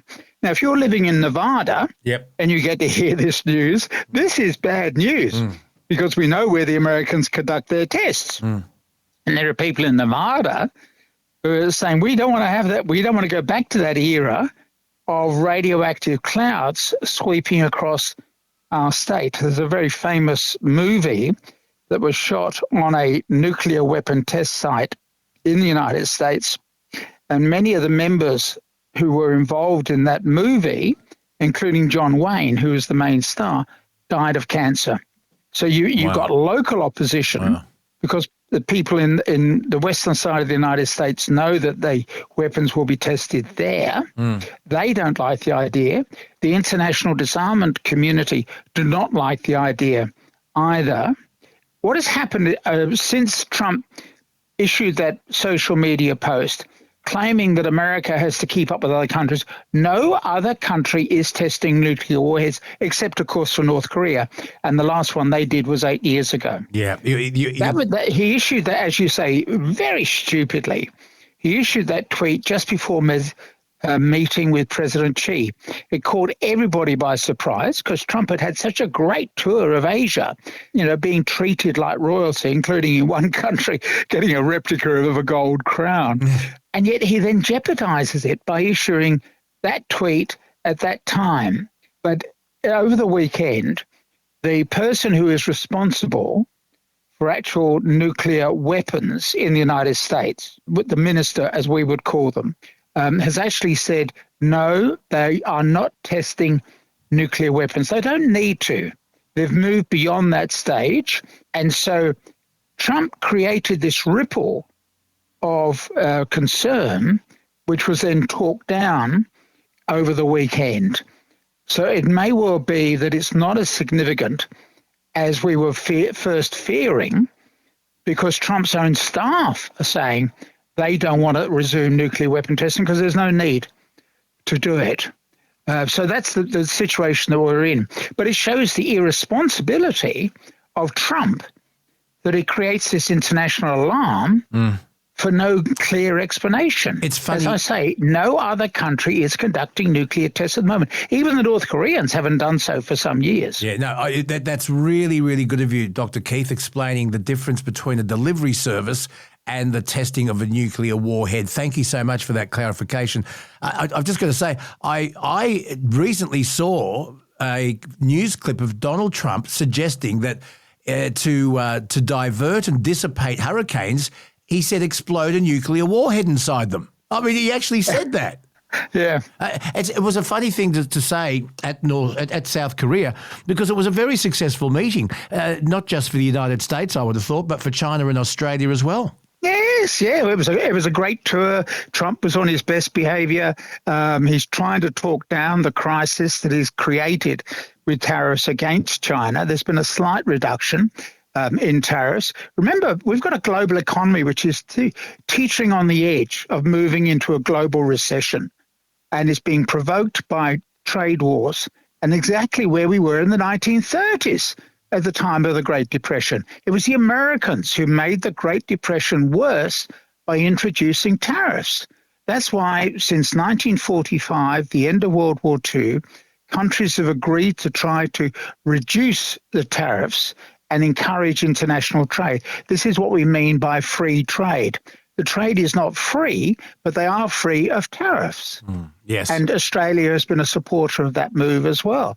So Trump has provoked a crisis by introducing tariffs. He's increasing, by the way, the cost of living. I was interested to see, again over the weekend, the voting figures in terms of opinion polls about ordinary Americans who are concerned about the cost of living. Remember, Trump himself said he won the election over the cost of groceries and he's promised to reduce them. In fact, what he's doing is actually, by the imposition of tariffs, increasing the cost of items and the cost of groceries. For example, by slapping tariffs on beef coming in from Brazil, he's increasing the cost of meat in the United States.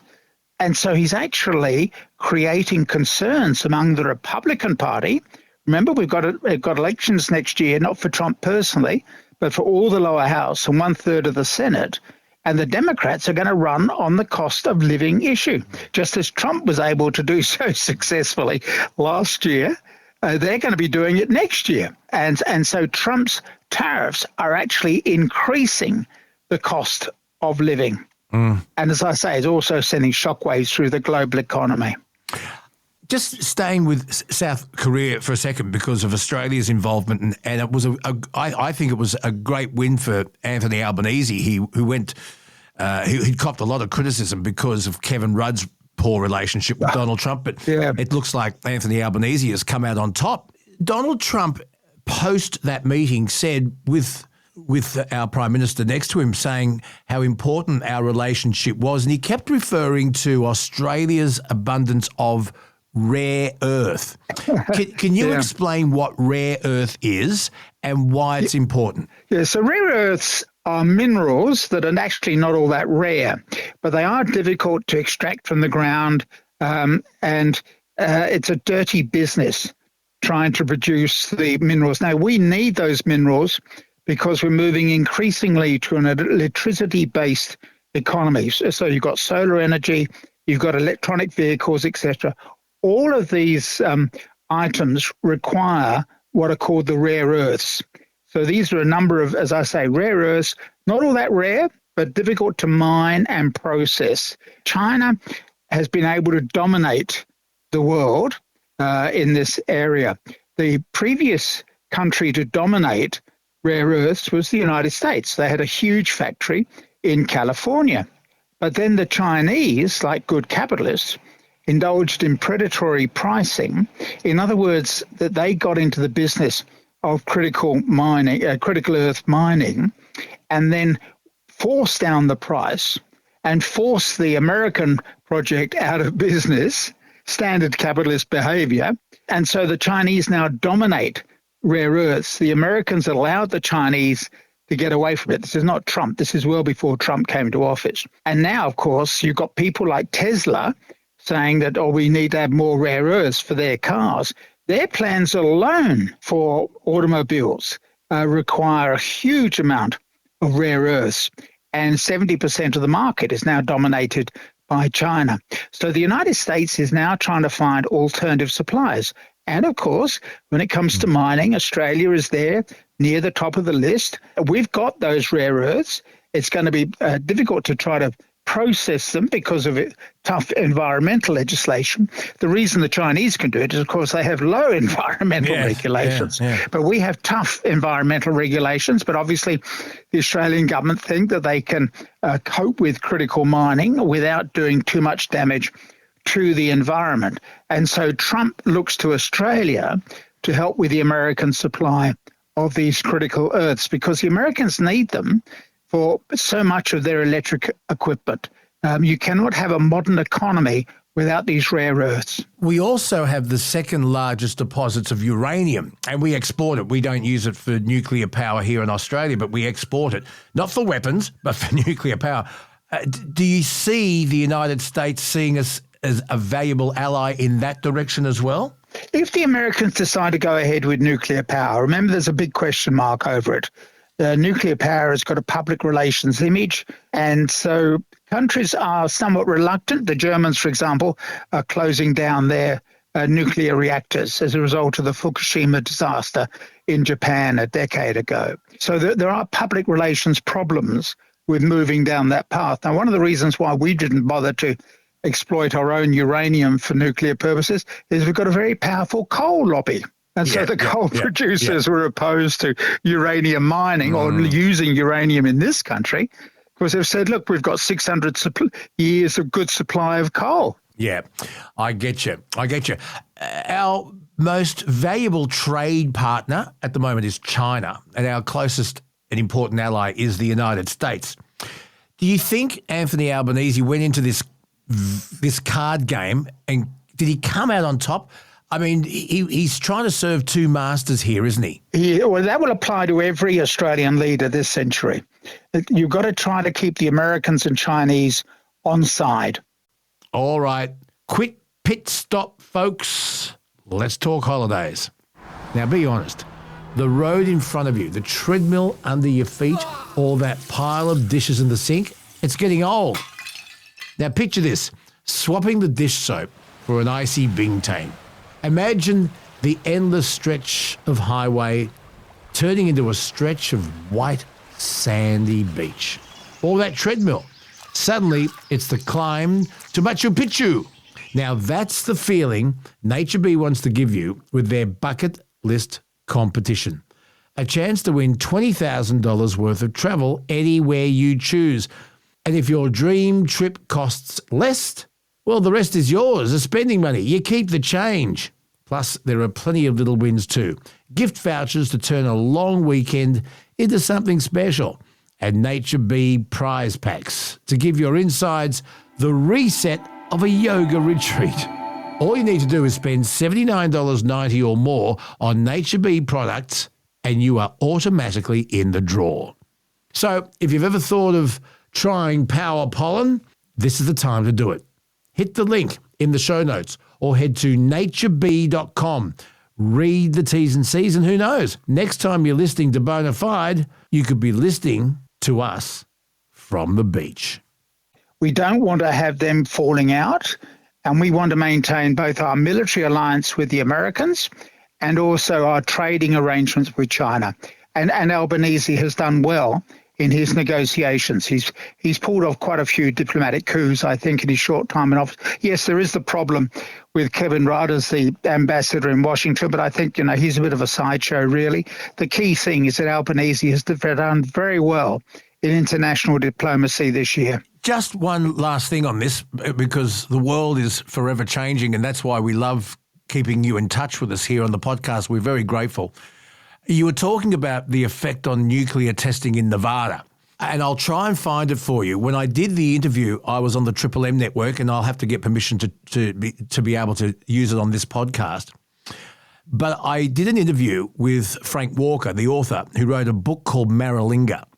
And yes. Yep. It was about the British nuclear testing here in Australia post-World War II. And Menzies said yes to the British. He said absolutely yes, didn't even take it to cabinet.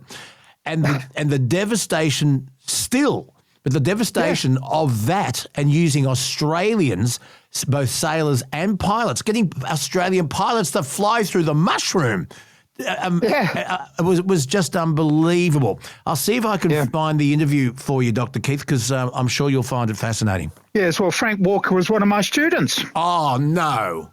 Yes, 40 years ago. No, well, then I don't need to send it to you. But it was one of the most riveting interviews I've ever conducted. Yeah, he's a brilliant writer and a lovely bloke. Yeah, a lovely bloke. Who else have you taught? What other superstar have you taught? Come on, drop some names. No, I think that'll be it. That'll be it for now. I had Tony Abbott as a student when I was at St John's, but he never attended classes. Oh, he wagged, did he? Yeah. Oh, he's a Johnsman, as I am. And, yeah. Did he bring a note? Dear,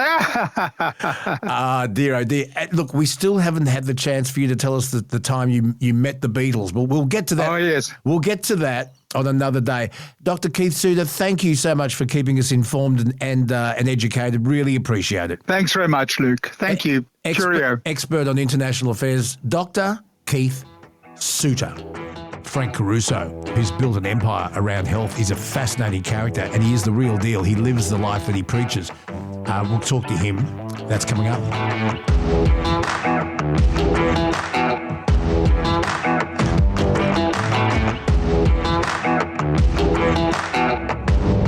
I am absolutely delighted that Caruso's is now part of the Bonafide podcast. Caruso's in the family. And the man behind Caruso's, Frank Caruso, his story is absolutely fascinating. It started all back in 1979, where Frank will tell you his life changed forever. Why? Well, he read a book on natural living. And in his own words, he said, I was so inspired by the learnings in this book that I gave up my career to follow my dream in helping Australians live healthier lives. And he's been doing that for a long, long time. Frank Caruso, welcome to Bonafide. Well, thanks, Luke. It's a pleasure, mate. Before we get to where you are now, you've got to start at the beginning. Can you take us back to what happened in 1979? I've been overweight most of my life, suffered not so much obesity, but just overweight pretty much in my early life, and particularly after I stopped school, going to school and started work, following the normal junk food diet that us young teenagers used to eat in the late 60s and 70s. Yeah. My weight blew up to about 101 kilos. Hamburgers and Chico rolls, Frank? Actually, they were in the Chico rolls, but certainly hamburgers, chips and donuts and ice creams. Yeah, but in the 70s, because it was, in my memory, it was the mid to late 70s when McDonald's came to Australia. It was probably earlier. Of course, we had KFC before then. And with my family, we were not allowed. Well, luckily we didn't have a McDonald's anywhere near us or a KFC, but we were never allowed it. The closest thing we ever got to junk food was very occasionally fish and chips from the fish shop. But hamburgers, those wonderful old Greek cafes, they were a staple, weren't they? Yeah, but my weight blew out when I left home and started living, on my own and with friends. And obviously, we never cooked too much and always ate out. Yeah, KFC was around back then. About 6 months after I got married, I decided to go and train at the gym just to lose some weight. Yeah. And I started attending this gym at Regent's Park called Century Gym. And within 2 weeks of my training, I was really dedicated. I was determined to get this weight off. And then before that, I did lose weight, but it was a yo-yo effect, off on. Yeah. After a couple of weeks, the gym owner, he pulled me aside and he said, Frank, it's great that you're coming to train here, but if you don't change your diet, you're not going to live a long, healthy life. Every now and again after I finish training, I go to the local, fish and chip shop, buy a hamburger, some chips, can of Coke, come back and speak to George over the counter about my exercise program. And that's why I said, what do you mean, George? I eat pretty good. I've got a meat here, I've got lettuce, tomato, maybe the Coke's sugar. He says, Frank, you really need to educate yourself on nutrition. So he grabbed this book and he handed it to me. He says, look, do yourself a favour, buy this book, read it, and I promise it would change your life. I says, George, just tell me what I need to eat, mate. I haven't got time to read a book, I'm too busy. He says, nah, you take the book, you read it. And he said that I promise to change your life. So I took it home. I really had no intentions of reading it, but I put it in my drawer. And then I thought, it was a Friday, and I said to my wife, I better read the first chapter because George is going to quiz me when I get back to the gym, So I picked the book up, started reading it. I cannot put this book down. And you got to remember, Luke, I've never read a book in my life. Comic books maybe, and some books say to read to pass exams, but I read it cover to cover. It just captivated me because it was the first time that anyone ever said to me that prevention is better than cure.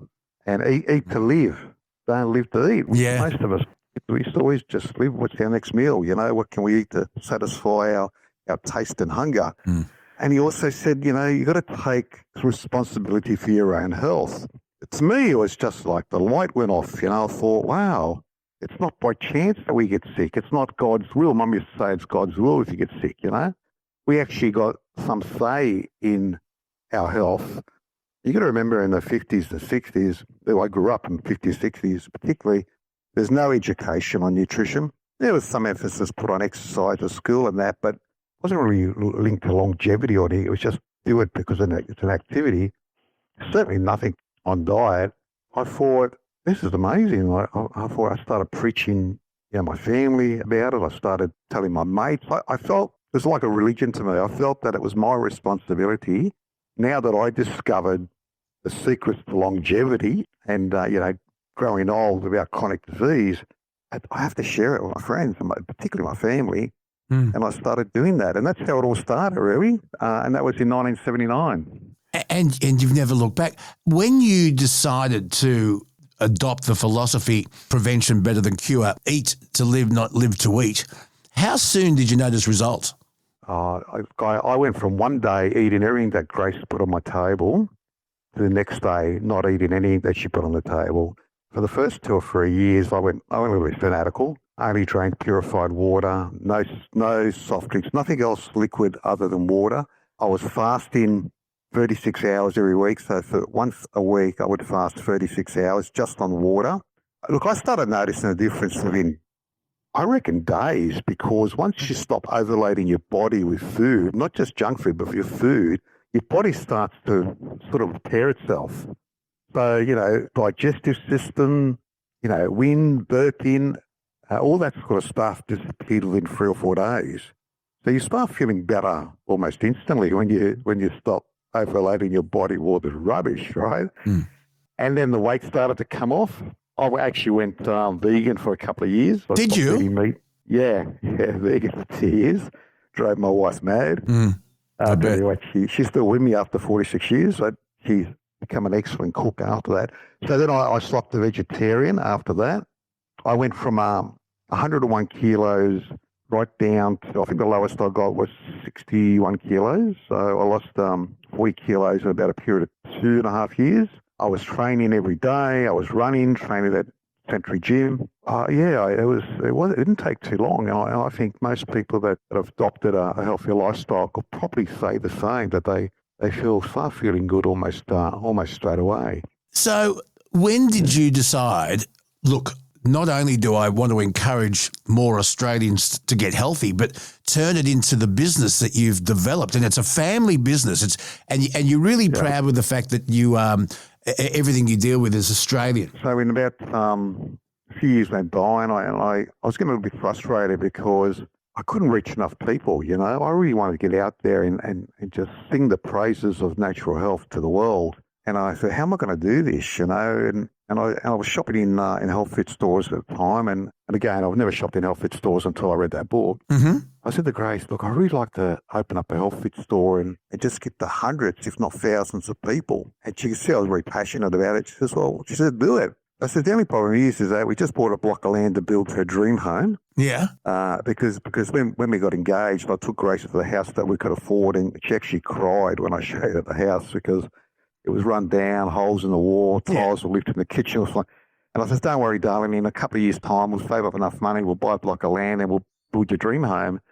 So here we come. We bought this block of land. We actually just put a deposit on it. Where was that? That was in Fairfield. Right, yeah. Yeah, Smithfield. We grew up in Smithfield. Yeah. And I said, but we can't afford to build a new house and open up a new health food store. And we discussed it, and she said, look, it's your passion. Let's open up the store and we can build a house another day. And almost brings tears in my eyes when I mention that, because I knew how much she wanted this new house. And for her to give up her dreams so I could follow mine still makes me emotional today. And it took 16 years to get our house. If she would have named that from the beginning, she may have said no. And imagine if you're a young married couple today trying to get into the Sydney market. God. Oh, yeah, horrendous. But anyway, we decided to open up this store, and I knew nothing about retail. I was a motor mechanic. Really? You know, automotive engineer, they called us in those days, but I was a motor mechanic. I loved what I was doing, but I actually had to give up that career, which I was doing quite well in. Not only open the store, but I had to go out and borrow. It was $20,000 we had to borrow. Wow. And then my brother, I was still short. We needed $60,000 to open the store. It's a brand new store in the Fairfield Forum. So I borrowed $20,000 out of our bank account, the money that we were going to build this house. And you got to remember, this is back in 1982, right? I bought my house in '79 for $39,000. So it gives you an idea how much money $60,000 was, right? $60,000 then compared to today. What would it be? Oh, well, a house in Fairfield is about $1.3 million today. There you are. So it's a lot of money. Yeah. So I had $20,000. I needed another $20,000. I needed a partner. So I reached out to a couple of friends, and no one was interested. Then I remember my brother Tony, he always wanted to go into business in something. He was thinking more donut king, I think he was. Oh, yeah. How I said, Tony, look, I want to go into business. Talk about contrast. Yeah, I thought, I want to open a health food store. And he said, and I knew he had a block of land. He was single at the time. And I knew that if he sold his block of land, I'd get 20 grand out of him. And cut a long story short, he sold his land and put it into the business of the silent partner. And we went out and borrowed another $20,000 to open the store. And that's how it started, mate. I tell you what, it was 1982. Wasn't a good year. You know, things were tough in those days. You know, the economy was quite slow. You know, it's the time that Keating was treasurer or Bob Hawke was prime minister. God, I was 20. They inflated the dollar. You know, the banana republic, that sort of stuff. Yes. It wasn't a good time. Keating actually uttered that term on the John Law show.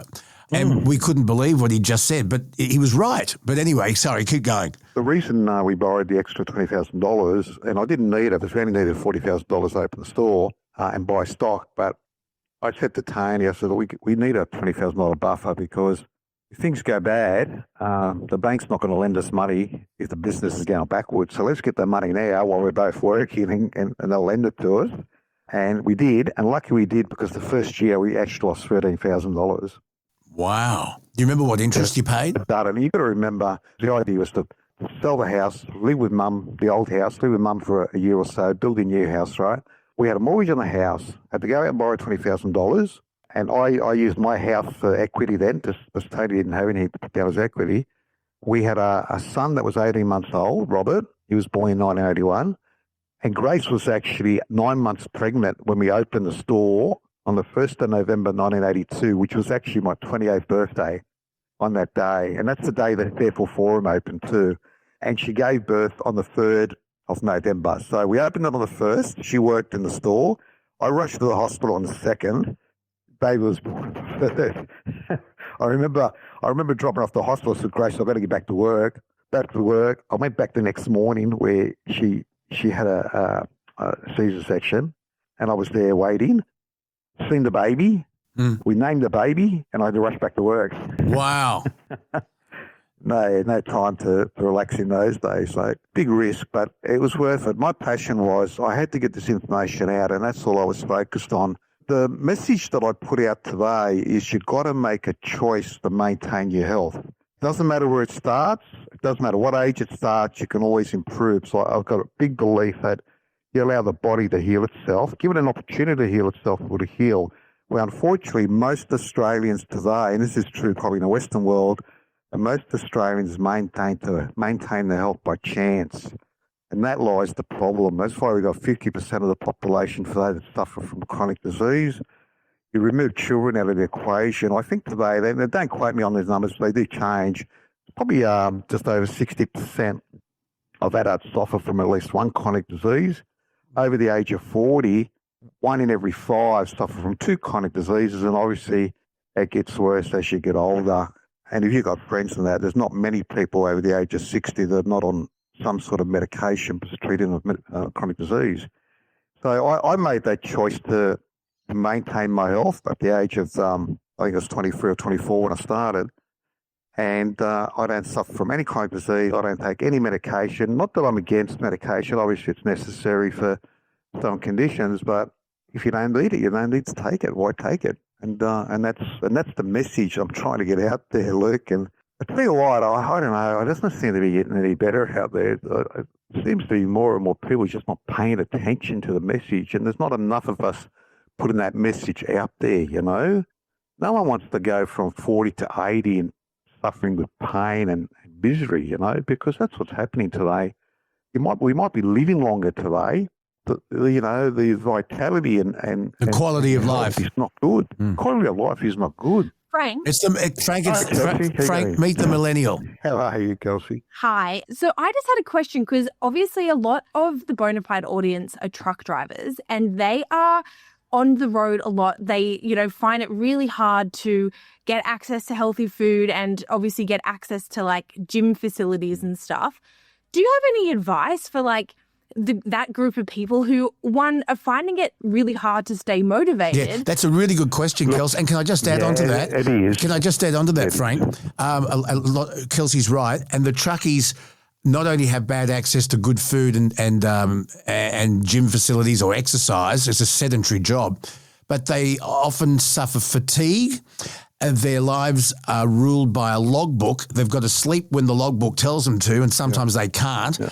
And, you're driving a huge piece of equipment and often they're tired. So, yes, great question, Kelsey.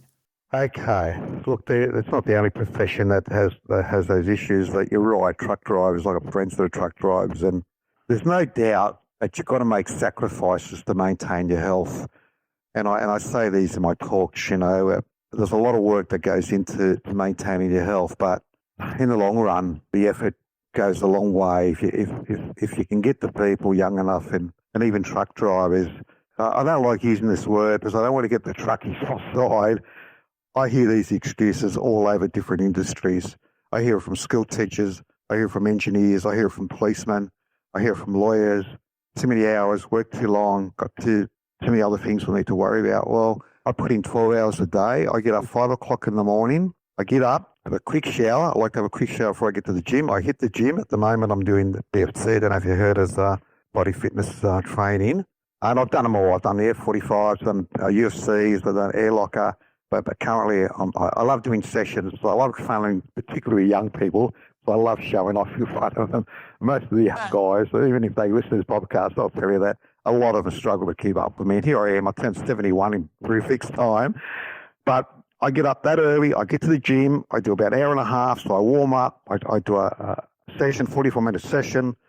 We cool down. I get back home. I have a shower. I have a quick breakfast with my wife. I get to work pretty much around 7:30, 7:45, and I'm here most days at 7:30 every night, and I go home. I do that 5 days a week religiously, and sometimes 6, and I have 1 day of exercise off. When I'm not at the gym, I ride my bike. So, I know truck driving is hard, and I know that junk food is easy to buy, but a lot of these eatery places now do have decent food. It's just a matter of changing your eating habits, And let me go back to exercise. And a lot of studies now show that just exercise alone, even looking at diet, can dramatically reduce your chances of developing chronic disease as you grow older. And that's exercising as little as 20 minutes a day, 7 days a week, or an hour a day, 5 days a week, or even 20 minutes a day, 5 days a week. And I feel much, much better at the end of the day. To your truck driver listeners, you can make healthier choices when you're driving. I know it's easy to buy a bag of chips and eat chips while you're driving. You just got to make those sacrifices. And I always say this, that, what's more important, I know you're going to make a living driving trucks, but you can make a few more sacrifices. Just be a little bit better. You're not going to waste time by eating a little bit better. And look, half an hour a day exercising out of your 24 hours, it can be done. And I know I train with a couple of truck drivers. It can be done. I train with builders, concreters, lawyers, teachers. It can be done, They get there and they do it every day. But you've got to make that choice to maintain your health. That's my message, Luke. Follow-up question, because you said before, you were vegan once upon a time, and you've tried everything. So with all the knowledge that you've gained thus far, what, in your opinion, have you found to be the diet that works for you? Is it just high protein, low sugar, or is it something else? Or what exercise do you find the most effective? I just also we're just finishing on exercise. I have developed a body workout program, which is I think it's on our website now, and if it's not, I'll get it up there. I might send you the QR code, Luke, so you can share it with your drivers. It's 8 exercises you can do every morning. Just takes 20 minutes. Mm-hmm. You just use your own body weight. Truck drivers can do it, and it doesn't matter how old or what their condition is in, because there's 3 stages to the exercise. Where you can start off slow, and you can increase it to 20 minutes, and the amount of repetitions that you can do, and it works every muscle in your body. So just wanted to get that across. So I know people don't have time to go to the gym. You don't have to go to the gym. I go to the gym because I just enjoy training with others, but it's not a necessity. So going back to food, well, you know what? I found that as you go through stages, particularly age, your body does change. And where vegan suited me for the first 2 years, because the first book I read was Miracle of Fasting by Paul Bragg, and he was a vegan. So I pretty much followed his principles. But as I got a little bit older, I guess I like to have a bit of fish now and again. I used to love eggs. I like to bring eggs back in, and never been a dairy eater anyway, and I still don't have dairy today. I thought I like to bring those back in my diet. And as I started doing that, I just felt a little bit stronger. I felt that weight training, I improved a lot. So I guess I was lacking in protein. And there wasn't a lot of education on vegans back in the early 80s, late 70s, early 80s too, So I probably wasn't eating all the right foods to get enough protein in my body back then. And then as I was starting to get older, and particularly in the last 10 years, I found that I needed to get a lot more protein into my diet. So I started eating a bit more meat. And then I followed the paleo diet for a little while, and I followed the keto diet for a little while. And I feel the best thing that works for me now is I keep my carbohydrates fairly low. So I reduce those down to probably around 15% of carbs a day. I make sure I get enough protein into my body. So I try and get about 30 to 40 grams of protein in every day. That comes basically through my meat. And of course, healthy fats, very, very important. Olive oil, avocado oil, anything that it can provide you, avocados, anything that's rich in healthy fats is essential, particularly for keep the brain active and healthy, and also the immune system. So that works for me, but it doesn't work for everybody, guys. So it really depends. I'm 71. I find that my digestive system works really well with eliminating, look, I don't have wheat. I don't eat wheat. I haven't eaten wheat for years. And anyone that has problems, for instance, and again, they need to check with their doctor first, right? If people have trouble with a lot of wind, a lot of burping, a lot of unsettles in the digestive system, just go off wheat for a few days and see if that improves. Generally, if you've got a problem with digesting wheat, you've noticed a difference in 2 or 3 days, and that means eliminating pasta and all breads and anything that's made in cakes and stuff, which a lot of that's not good for you anyway. Just go on a gluten-free diet for a few days and see how you respond. Friends and that I've shared this with, within 2 or 3 days, all the particularly wind and burping disappears. Try out different things until you find the one that works, but don't be afraid to try. Yeah, correct. Try different things, you know. Look, you try and live. Look, the things that I've eliminated from my diet, from the beginning was processed foods, refined foods. Meals are so easy to prepare, you know. How long does it take? You guys know, how long does it take to grill meal prepping. Chicken fillet or Scotch fillet or fish, you know, grill fish fillet? It takes minutes in some cases. Yeah. And drinking a lot of water, that's another thing, guys. Water is very, very important. A lot of adults dehydrated today. Frank, I'm wondering, so imagine like what you would feel like, what you would look like if you never started this journey. Like, can you even imagine who that Frank would be today if you never started this journey? Well, I can tell you exactly, because I can go back and see all my friends that I went to school with and friends outside of that. There's not many people that I know that I've grown up with that are my age, outside of my siblings, that are either passed away, unfortunately, and many of them have. And I'm talking about, as early as passed away in their 50s and 60s. I got to go to a funeral, tomorrow, where 2 brothers have passed away, only 3 days apart. Very tragic for the family. I think they're early to mid-60s. But, a lot of these guys had chronic disease for a long time.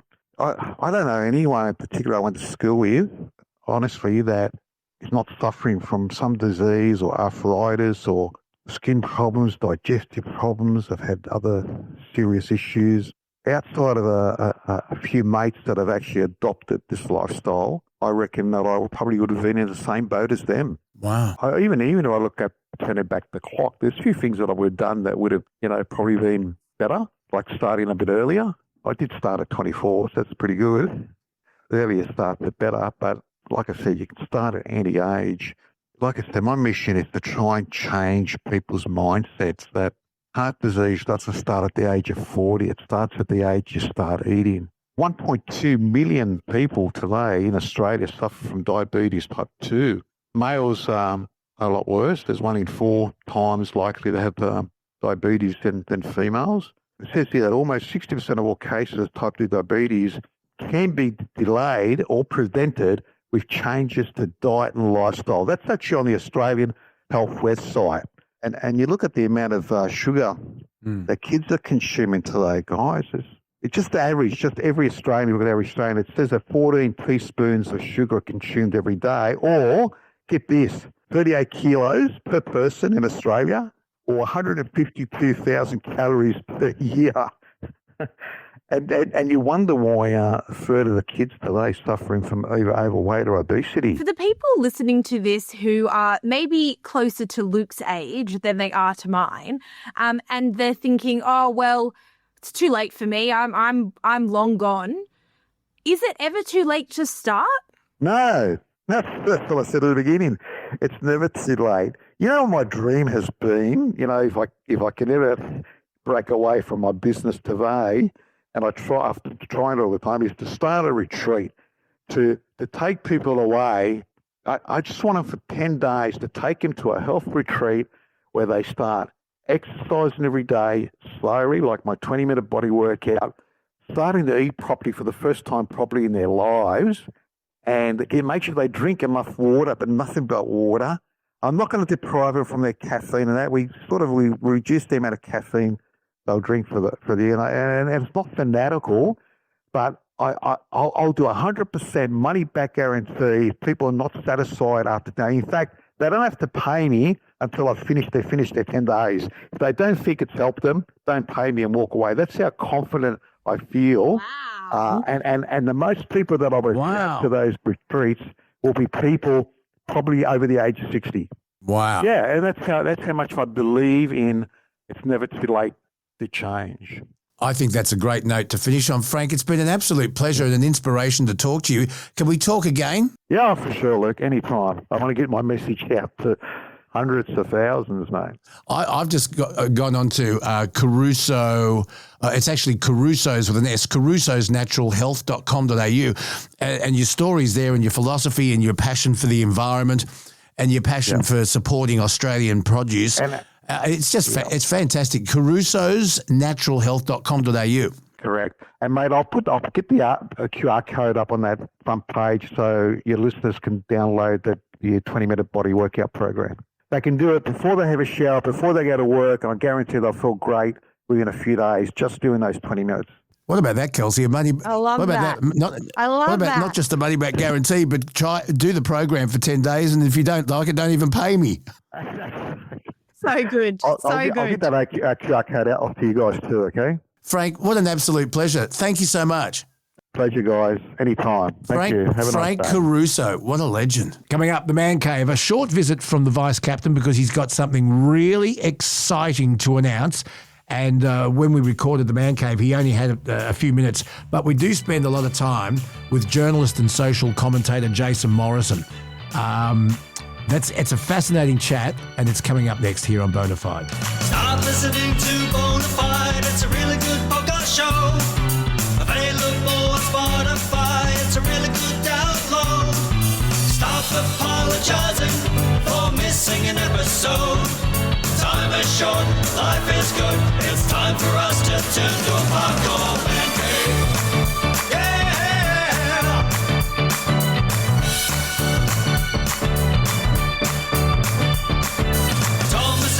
Behind the scenes, getting all the special guests.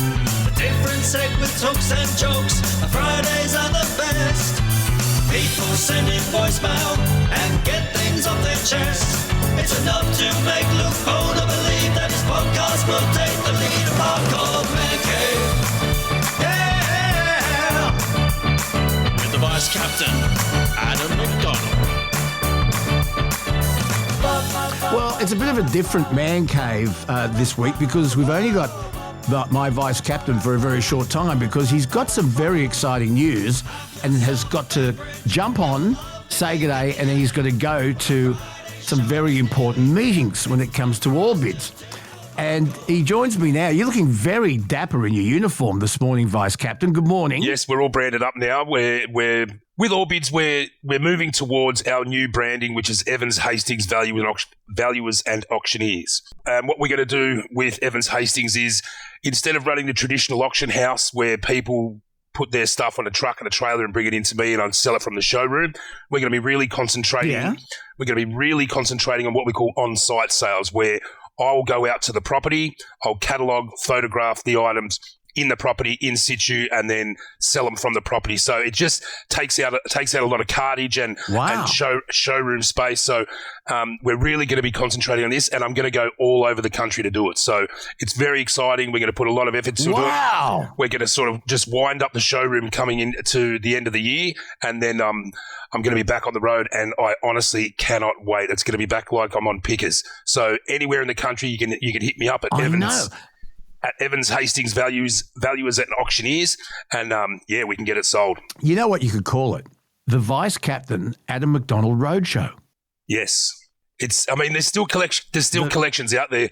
Skipper, I went and had a look at a fella that called me up and he said he had 80 violins, vintage violins, antique violins. So I went out there last week, and you know what I'm like. I'm a bit curious, and I'm a bit of a nosy body. And I said, "Do you have anything else?" And he said, I've got a couple of things in the shed. And I said, do you mind if I have a look? So we walked down to the back of his property in his shed. His shed was by far and away the best fucking shed I have ever seen, Aussie pickers included. He had... Take me through it. Take us through it. He had enamel signs. He had rotary engines. He had petrol bowsers. He had anvils. He had, and I've only ever heard of these. He had a Holden pedal car. Now, the Holden pedal car was made before Holden made cars. And so what the company who became Holden, they used to make washing machines and pedal cars. And that's how they developed into making a motor car. This guy had a Holden pedal car. I could not believe it. So I was on a schedule. I was supposed to be there for 20 minutes just to have a look at the violins. I was there for 3.5 hours shooting the breeze with this fella. He'd been doing swap meets, and he was one of the original pickers. He reckons he'd been doing swap meets for 60 years. He started dragging shit back to his shed when he was 20. He'd just gone 80. So just, it just gets me excited again to know that there's collections like this out there. The history's still alive, and there's still people passionate about this old junk. Unbelievable. Have you thought about filming this? Well, there's always, people always talk, but until I see a bit of paper in front of me, Skip, you got to take it with a grain of salt. But, I would love to get back out there. I mean, this fella, he was a bit of a cagey old bloke because he acted like he didn't know me. And then as we're talking, he goes, remember when you went and saw Laurie the Demolition? So he'd seen all the episodes. He knew exactly who I was. And I think getting me out to his property to look at his violins was just a ruse so he could show me his man cave collection. That's what I reckon.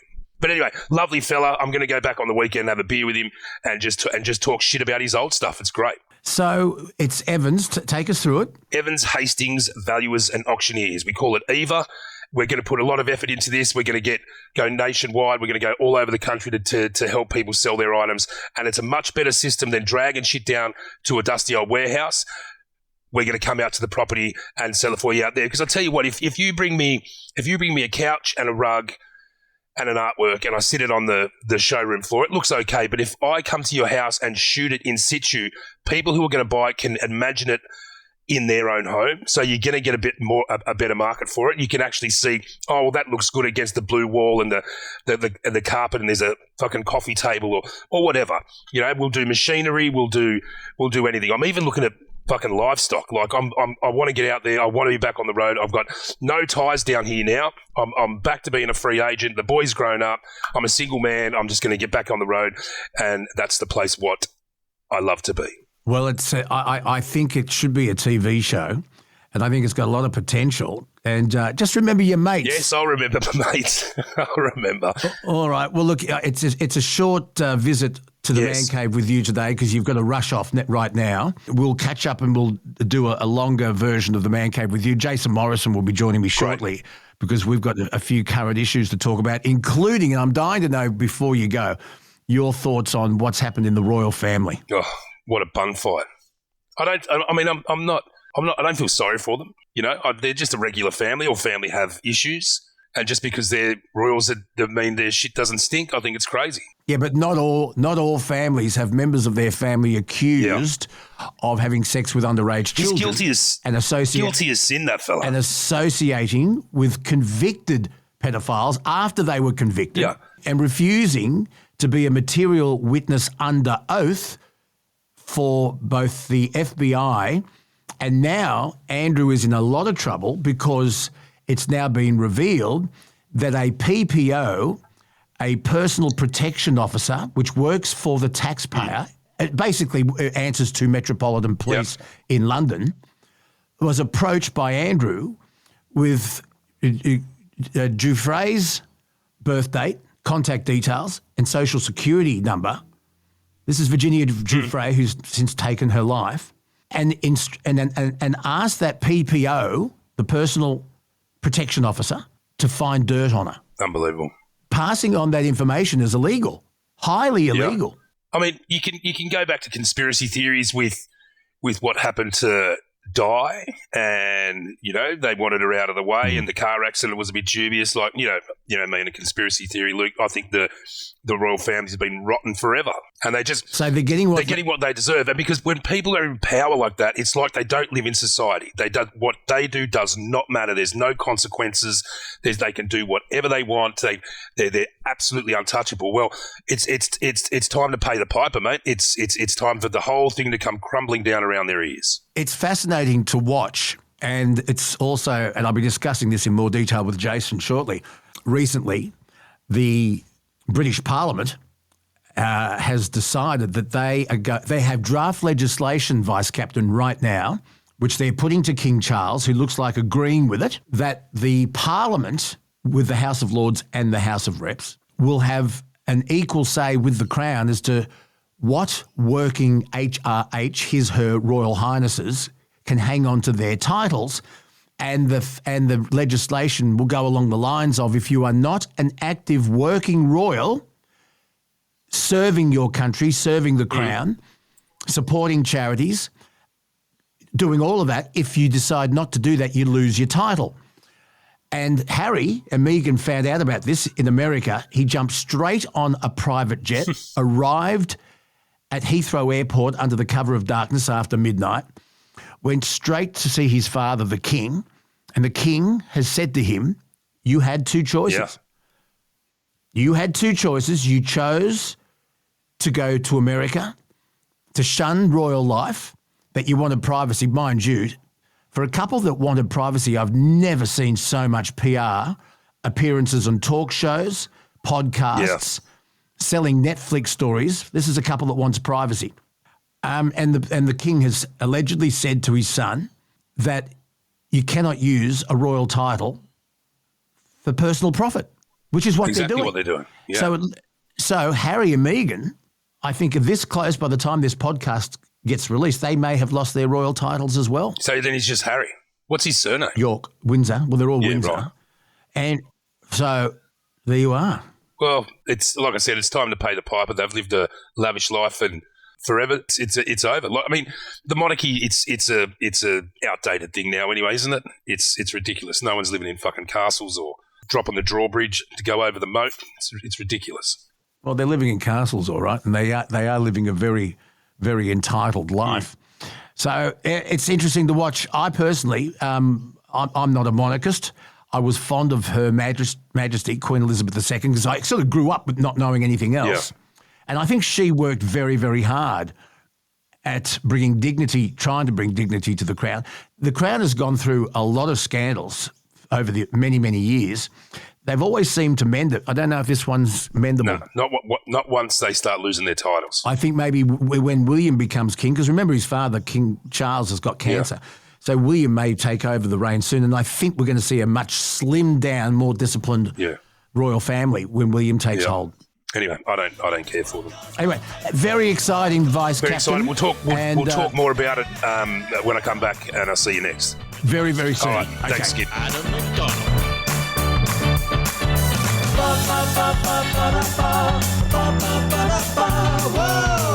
Joining us on the podcast regular, journalist and social commentator, Jason Morrison. Welcome back. G'day, anti-social commentator. How are you? That's more like it. That's more like it. You've been busy on the wireless on Sydney's 2GB on the 9 radio network this week. Did you enjoy it? What about that? I'm radio spack filler. When someone falls over, I'm there. I'm on the bench. I'm ready. Do you know what they used to call me?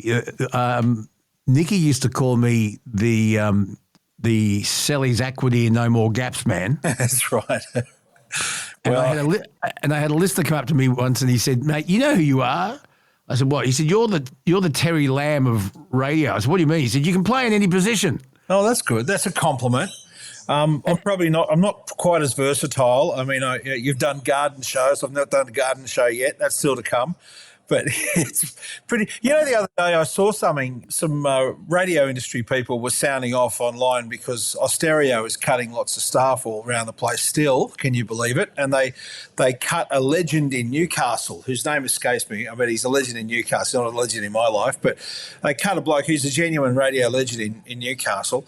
And, you know, someone wrote first boner, then this, now this bloke. And it's kind of true. You think about where that station was a year ago versus where it is now, they're a fraction of themselves and they just keep cutting bits and pieces around. So, yeah, utility player, we're SPAC filler. There's not a lot of SPAC to fill these days.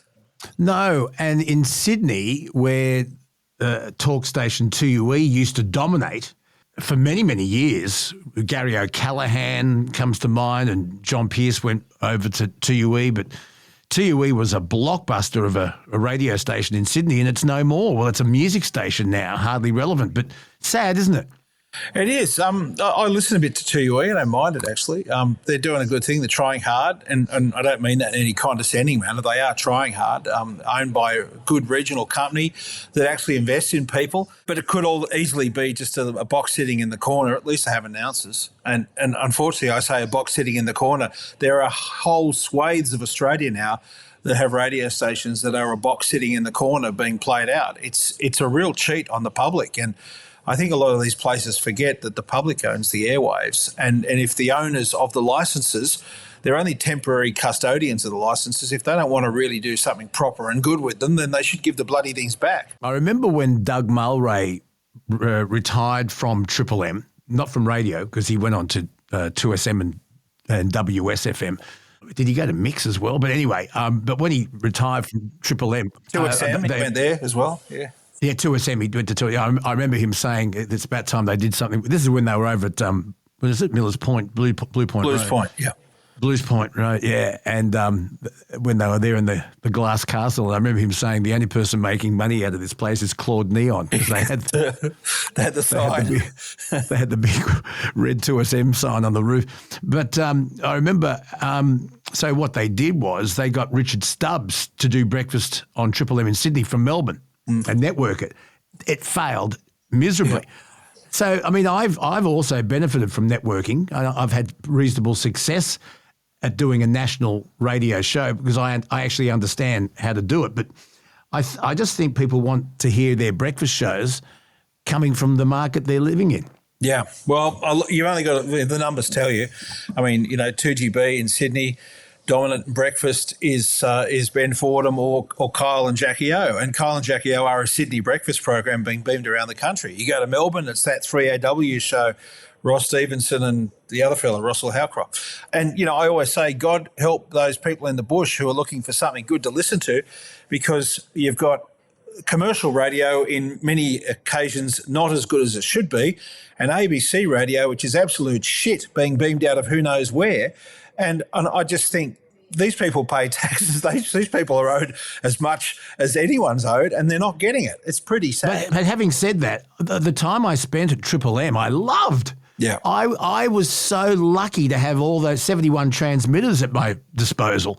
And the family that we built up doing that network program, God, the hours were tough, but Jesus, Jason, we created some special radio, and you would know better than anyone because you filled in for me many times. It was magical. It was kind of one of the best things I've ever done, and it always too. It felt so good and so positive, and people loved it because you were giving them something they couldn't get anywhere. I was in Charters Towers only a couple of weeks ago talking to some people who used to advertise on radio, and they used to advertise, in that area and loved it, loved the station. And they used to have your show on at night, and they bought spots in your show because their audience were miners. And the miners loved the show because the miners have, people don't think of this. Like most of us can sit and play on our phones everywhere we work because we're allowed to do that. But if you work in mining machinery, you put your phone in a locker before you go down into the pit because they won't let you have these things to interrupt your concentration. So radio is everything to them. I couldn't believe there were mines that had me on underground. Yeah. And one bloke said, yes, we got the technicians to make it possible that we could listen to the night shift on Triple M 5 kilometres underground. Yeah, I know. It's amazing, isn't it? It's amazing. Yeah. It is amazing. It's interesting to read about, I know we didn't set out to talk about this, but you and I are riffing, to read about the possible sale of 2GB or 9 radio, Sydney's 2GB. John Singleton's name keeps coming up, and you and I both worked for Singo. I worked for Singo for 12 years at 2GB, 2000 to 2012, when I got punted. And you actually spoken to John Singleton this week. I keep in touch with these guys. Look, is he going to bite? Is he fair income or what? Because if he does bring back the executive chairman, Russell Tate, which is what I'm reading, you're guaranteed a gig because Russell loves you. Russell used to tell me what a great kid you were. So I wasn't a great kid back then. It's interesting. I don't know. I think the bigger question isn't who's going to buy it; it's whether they'll sell it. And I don't think they will. I don't think they will, because I think they have finally figured out that they have a gem sitting there. The people running it at the moment have been given the task to make it work again, because weirdly Channel 9 sort of made this decision to buy this radio station and then try to turn it into like a network television organisation where you centralise the advertising sales and you don't do all these things which radio stations have always done, that is appeal to the local market. And I think they've empowered the guys running it to go and run it as 2GB, 3AW and whatever else. And guess what? It's working. I can just tell by my ears. I have no insight into the books or anything like that. I can just tell by listening to it. All of a sudden, there's advertisers on the air that haven't been there for years. And that works, and it makes it feel more and more. And its station is successful and its rating and whatever. Why would you sell it? Really. But you had a conversation with Singo, and I don't know how coherent the conversation was. Huh. But is he going? Does he say? Did he tell you he wants to buy it or not? I don't know. Well, even if I did know, I wouldn't tell you. But it'd be one of these things. Fair enough. Look, I talk to these guys because. Hang on. I've got to interrupt. I promise I won't interrupt again. But when you spoke to Singer, was he at the races or not? I couldn't tell. It wasn't that noisy, and he doesn't stand out by the railing. He sits up in the box, so it's nice and quiet up in there. Let's just talk about him for a second. We both worked for him. I always felt like, and I loved working for him. I always felt like they had my back. I always felt like they had my interests, and it felt like it was a bit family. And and I tell this story often. I've been involved in the longest running defamation case in the history of radio. Went for about Yeah, unbelievable. And this clown, we had to go all the way to the High Court to put him to bed. He ran out of places to appeal. And who knows who was paying for his appeal, but I know who was paying for ours. The legal fees were astronomical. Now, I had left that radio station by the time it got to the High Court, and Singo still backed me. Mm-hmm. He still paid the bills. He still did it because his view was I went on the air and did my job and said what I said because I was trying to make his radio station money and give the audiences listening to it something to think about. And so he supported my actions. That is very rare these days. I mean, most places Kerry Stokes and Ben Roberts. Yeah, that's a unique relationship as well. Funnily enough, I have worked for the Stokeses as well, and I find them to be, bulletproof people who back and stand by their individuals. And Ben Robert Smith is a good example of it. There's more things at play than just, the decency of having a good owner with the Ben Robert Smith thing. Kerry undeniably believes Ben has been wronged here and thinks the country has been damaged badly because of the way Ben's been treated. And you know what? I think he's right.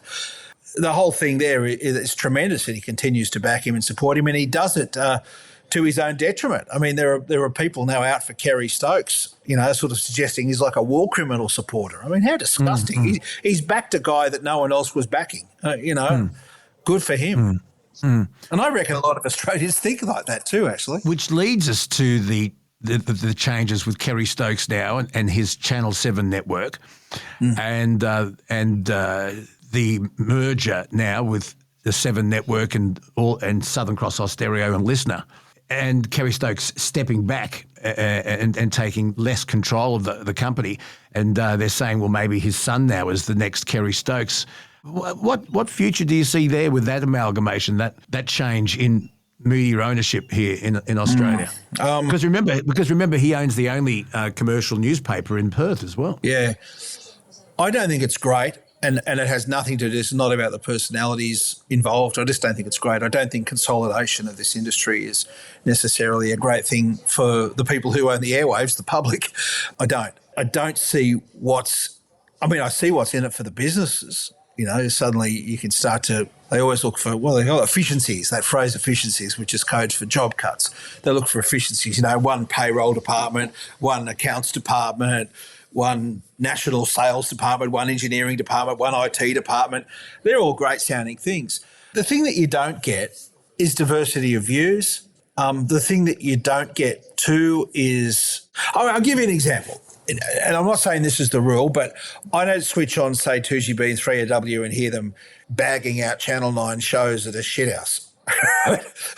but you will hear them talk about Channel 7 shows. I mean, it's about who pays the piper. If all of a sudden Austereo, the entire network, is owned by Channel 7, you're not going to get any straight-out honesty about it, and vice versa. These are the things that happen. I mean, I don't even have to spell it out. The public knows this.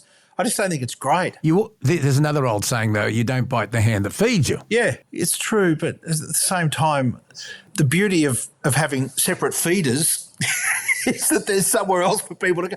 I just don't think it's fantastic. You know, I mean, we're in an era when people are calling for more frank speech. They're calling for more authentic discussion. You and I can pretty much say anything other than defamatory things here because your listeners and viewers want that. And all of a sudden we're going to take these big companies and we're going to consolidate them down to one. I just don't know it's great. I say that in the knowledge that another thing that's not great is apparently in all of this, Kerry Stokes is only going to be the chairman for a short period of time. And then the people that run Southern Cross Austereo are going to be the chairman. So Kerry Stokes, who absolutely loves television and absolutely loves the country and absolutely loves the power of television and everything that it stands for. And I read a thing in the paper the other day that said that, you know, when Kerry goes to the AFL and sits in the grandstands and they start playing up there, Gazali and everything like that, he gets teary in the eyes because he thinks, I've made all this happen. I'm the reason all this.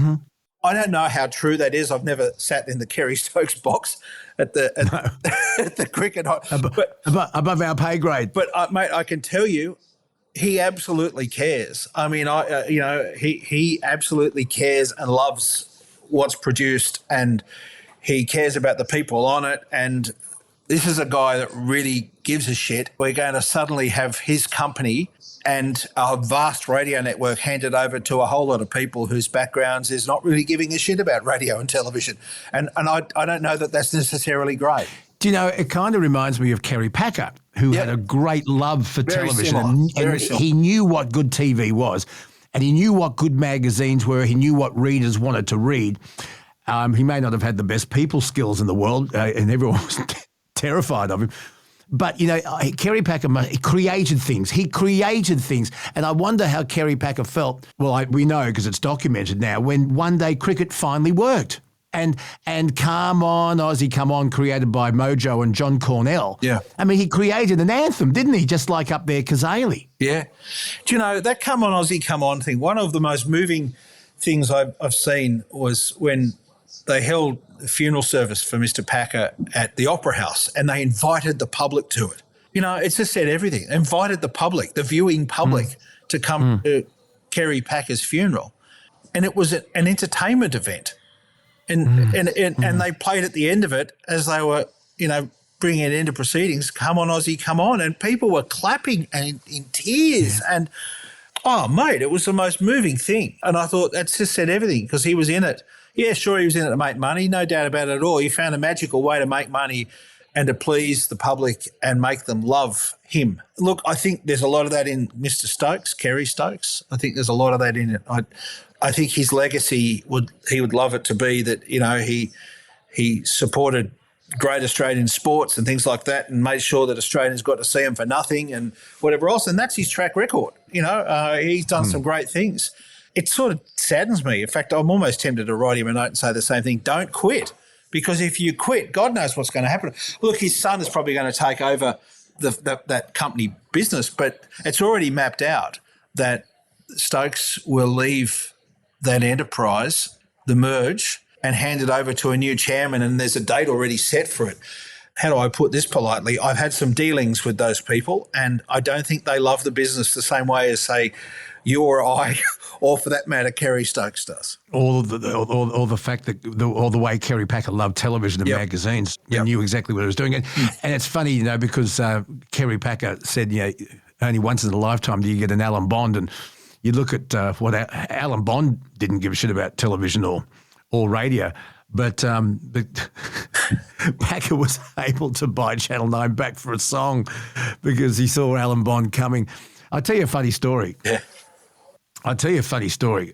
John Brennan told me this.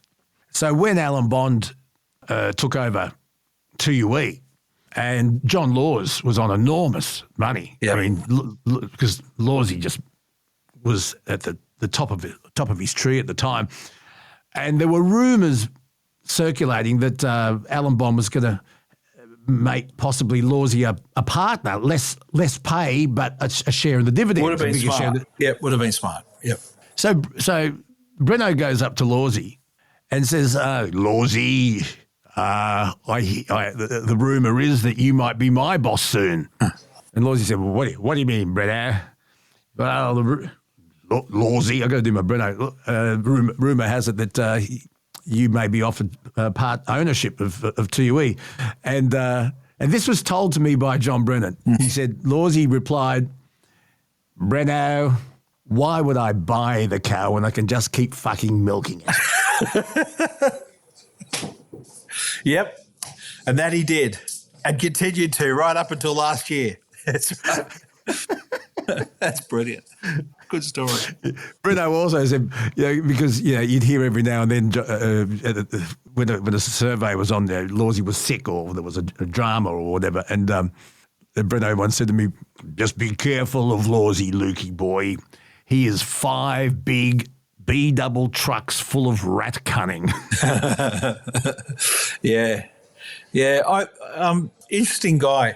I sort of see John around every now and then, and I'm not going to Lawsy. Yeah, I'm not going to pretend that we're best mates or anything. But he's always cordial and nice and polite, and I think he has respect for people who've sort of done things because he knows no one's done things like he has. So everyone else is aspiring to be as good as him, and providing you show him that respect, he's always nice back to you and everything. And I must say, the thing that stands out is he's still so into it. He still would love to be doing it. And he was. I mean, you've got to remember, it was only a year ago that they made the decision at 2SM that, it was sort of time for John to go. He'd still be going if they hadn't made that decision. He loved it. And and it wasn't the money. I mean, he doesn't need the money. Right? He could throw half of it out and still have a great life. So he was doing it because he enjoyed it. And it's... look, Lawsy did things before anyone else did it. We all copied him. We all copied him. And I used to listen to him when I was a kid when he was back on TUW. When I was sick from school, I'd turn on 11/7, fantastic TUW. Yeah. Just to hear, I remember Lawsy came on one morning, Jason, you'll love this. Lawsy took me to lunch at Otto's a few years ago, right? I've got the picture of it in my... Oh, how good. Oh, here it is. Fair income. That is great. Wow. So anyway, he told me some great stories. I don't think any of it's off the record because I was recording a lot of it, and the recording turned out really badly because it was a really busy Friday. It was a beautiful sunny day, Woolloomooloo, and it's got really high ceilings and marble everywhere, and everything was echoing, and it was very... I had to sit really close to him to hear him, the great man. He told me some great stories. One of them was, I put it to him, do you remember the 1985 biography by, who wrote it? Timothy Hall. It was called Life by Misadventure. Did you read that? No, I read the John Lyons one. Oh, this is Timothy Hall. Right, okay. And the best part of it is in the middle where they actually have word-for-word transcripts of some of Lawsy's greatest calls and the way he interacted. It's brilliant. You couldn't write it, and he was doing it off the top of his head. But there's a story there where Lawsy was very young, and he went on a holiday, I think to Byron Bay or somewhere up the coast. And he had this really amazing, torrid affair with a girl he'd only just met, and it lasted a week. And on the very last day of their tourist, he found out that she was up there on her honeymoon. And I said, was that true? And Lawsy went, I might have to agree with that one. That's a great story. John Laws. I wonder if there'll ever be another like him. Plenty of people have tried. Yeah. Plenty of people have tried. The story I was going to tell you, when he was on TUW, he was the only person carrying the station at this point. I think the other highest rating program back on TUW in the day was Father Jim McLaren. Right. He used to give religious advice on a Sunday night, and I used to listen in for the prank calls. They were the best. I might have even been one once. Yeah. But Lawsy came on, da-da-da-da-da-da, with his music. Hello, world. This is John Laws, and I am TUW. Oh, wow. Well, I think Mike Jeffries said to me once, people might know Mike Jeffries from Sydney radio and Melbourne radio, who said that there's nothing John liked better than being the number one on the number 7 station. If you're number one on the number 7 station, you're Don Bradman. John Laws was. Yeah, and there was an example. I mean, I know that you and George Moore were rivals for a lot of years on the talk environment, 2GB and 2UE, but George Moore used to be, he could walk around do anything he liked at 2UE because he was so far in front of everyone else. The joint was rating 4% and he was rating double and triple that, and so it looked like he was a superstar at that radio station and could do and say anything. Well, George Moore, he was a jock. I think he may have originally come from Albury. I'll stand corrected. He went to 2SM and did the morning show against Lawsy with Mike Gibson. Yep. Gibson and Moore in the morning and 2SM was untouchable back then, but they beat Laws on, I think, back then there were 4 surveys a year, and I think they beat Laws on one of those surveys, playing pop music, 2SM music, but also talking about current affairs. And they were unbelievable. Gibson and Moore on 2SM was unbelievable. And that was the brainchild of John Brennan, and he was their EP. Yeah, wow. This is kind of a walk down memory lane today, isn't it? I will say this, when George Moore went over to 2UE to do that weekend program with Paul B. Kidd, and they were the number 1 rating thing at the time, I was up against them on 2GB doing a weekend program. I beat them, and yet I got nothing. Mind you, I had some help from Graham Ross and the Garden Clinic that were pulling 18s and 20s, and they weren't inheriting that from their weekend breakfast. But it was a friendly rivalry. I ended up filling in for them a couple of times when I went to 2UE. So there you are. How about that? Do you know that is a really interesting era, because what that proved to me, which the people that ran 2UE never got, is they left George and Paul in the same spot for over a decade. Didn't touch them, didn't interfere with them, didn't screw around, didn't hire consultants, didn't bring people up from Melbourne to tell them how to make their radio show. They just left. They didn't give a shit about them. And guess what? They just rated. They went up and up and up and up. Everyone else was being interfered with and chopped and changed and cut and whatever else. Tweaked by Melbourne, oh, mate, fair dinkum. And so you had this sort of thing where anyone the management just left alone and did their thing, eventually they find an audience, which is kind of interesting, which, I mean, could bring us to, what's kind of going wrong in Australian radio is that everyone's given about a year and a half, and at around about this time each year, they start reviewing whether that person's going to be back next year. And this has been yet another horrible season of people just losing their jobs, and most of them haven't been there long enough to even prove themselves. But it's funny, when you said you got no credit for being number 1 at all, I found expectation when you're on 2GB was where you had to be. It was not negotiable. And of course, I unfortunately was doing drive time for many years there, and up against Hamish and Andy, who are, still, other than sort of Tony Martin and Mick Malloy, I don't know of a better combination on the FM band.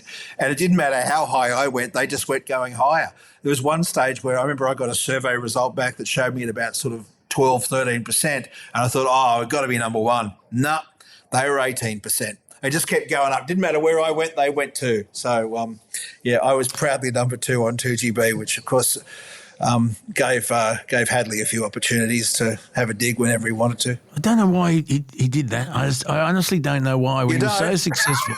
Maybe we should do a podcast on that one day. Listen. I don't get it. I don't, honestly. I mean, he is one of the greatest broadcasters there's been, an amazing sportscaster and whatever else. I never understood the need to want to pick fights with people. I never got it. I thought, like, you're at the top of your game. You're loved by the public. I never understood why he had to start wars with everyone he worked with. I never got it. Yeah, well, look, I don't want to start another war with him. And water under the bridge as far as I'm concerned. But look, we'll move on. I just while we're talking about radio legends, we're riffing here because this is not what we planned. Folks, we got 2 hours of preparation up on my computer screen and we haven't touched anything. But I just wanted to talk about someone that was also, as a listener and as someone who appreciated wireless, was Clive Robertson. And towards the end of his radio career, I was lucky enough to be in the same building as him when he was doing nights on 2UE. And God, he was kind to me. And he was a fan of mine, so I was really flattered because I grew up listening to Clive when he was on 702 2BL back then on the ABC in Sydney doing breakfast. Which I might add, he hated the ABC. He hated it. He probably did his best stuff there, but he just detested the joint. Well, his radio there is what hooked me onto the genius of Clive Robertson. Yeah. And his relation, that short banter that he had with Caroline Jones before she came on at 8:30 was just genius. And they were in two separate buildings because the ABC, one side of William Street and the other one was on the other side of William Street. Yeah. You'd swear they were in the studio together. But Clive Robertson was a genius. And I loved what he did on television on Channel 7. What was it called? Newsworld. Newsworld, because Graham Kennedy did a similar thing. Yeah. What you look at that and you listen to classic Clive Robertson, and he is an absolute genius. Now, people tell me he was incredibly difficult to work with. I never saw that. I just my time with Clive. I never found that. I worked with him a lot. You knew Clive really, really well. Yeah. And I just wanted to give him a rap because he, to me, is wireless. Your thoughts? Well, we're coming up on almost a year since Clive died. He died on the 1st of December. I mean, I was with him. You were with him? And my wife, yeah. We were with him. We were with him till the end in hospital. And he was it's fun. He's just fun. He's fun all the time. He always kept you sharp. He was always sort of testing you but from a good spot. He didn't tolerate wasted time. Like every moment mattered. Oh, mate, he was. I'm sorry, I didn't mean to. I didn't. I can't even think how to put it because we were sort of like we were brothers in an odd way because he was too childish because he's a fair bit older than me. He's too childish to be like a father figure, and he was. And it was too old to be a brother, so it was sort of this weird thing. It was an amazing friendship, and I miss him. And I tell you, every day I drive along, I see and I hear things, I want to ring him. And it's still like that. And I've not found a person in my life that fills that void. And it's quite an odd, lonely experience because he had a remarkable – we had a lot of similar takes on things, a very similar sense of humour. But he was remarkable, and every time I spoke to him, you'd put the phone down and you'd feel so honoured to have had that kind of conversation with someone so brilliant. At the same time, very private and quite a lonely man. I had the tough old task of kind of cleaning out his life after his life had ended and going through. I remember he said to me, sort of as he was dying in an odd way, "You won't find anything weird." I'm like, oh, there'll be something. Oh, surely there'll be something. He said, no, there won't be. I've got rid of all of that. He deleted. It's true. It's true. I mean, everything we found when we were going through the house and doing what you've got to do when someone dies. He kept everything. He kept his divorce petitions. I mean, I there's two people who know exactly why Clive and Penny got divorced. Now there's three. Penny Cook from a country practice, the vet from a country practice. Yeah, that was a pretty horrible look. I mean, because she was Australia's sweetheart, she got a far better treatment out of that than probably Clive should have, because he was just seen as the rusty old-fashioned male and everything like that. There are things I'm aware of that would rewrite that book. Speaking of books, he wrote a book. It was called War and No Peace. It's still sitting on the hard drive of his computer. He never had the confidence to get it published. Can you get it published? Don't know. I'm not agonising with it from a moral perspective. I don't know. Would he want you to? Would Clive? I think that's the test. We sort of finished the book off when he was in hospital. I've got hours and hours of recordings of he and I talking silly shit with each other and everything like that. Yeah, that's the rest of the book that never got written. But would he want it? That's the other thing. Would he want it? I don't know the answer to that. I never asked. What a special relationship. The house was a museum, incredible stuff, like a museum to his career. He had tapes. I have his first ever audition tape. It's magnificent. It's magnificent. It's magnificent because it's so cheesy and it's everything that he's not, and he was going for jobs in country radio in Western Australia. First time he ever went on television, got that, on a videotape and all this sort of stuff. He kept everything. He kept every letter he wrote to his mother, and she kept vice versa. And he was very close to his mum. Probably a little less so to his dad. They just sort of very different people. I got to meet Clive's brother. As I got to meet him, I got to meet him over the phone. We've not met face to face. I think it was kind of sad in a way. I got a sense that brother and Clive were just on two different wavelengths, and so Clive probably never got to tell his brother how in awe he was of his brother, who's a leading medical figure in Australia. And I think the brother probably never got to tell Clive that he was impressed with the remarkable entertainment talents that he had, whatever else. So that's a bit sad. You know, the house was like a museum of high-end hi-fi gear dating back to the 60s. He just kept, he never threw anything out, never threw a thing out. I hear trains. Yeah, a lot of railway collectibles and things like that.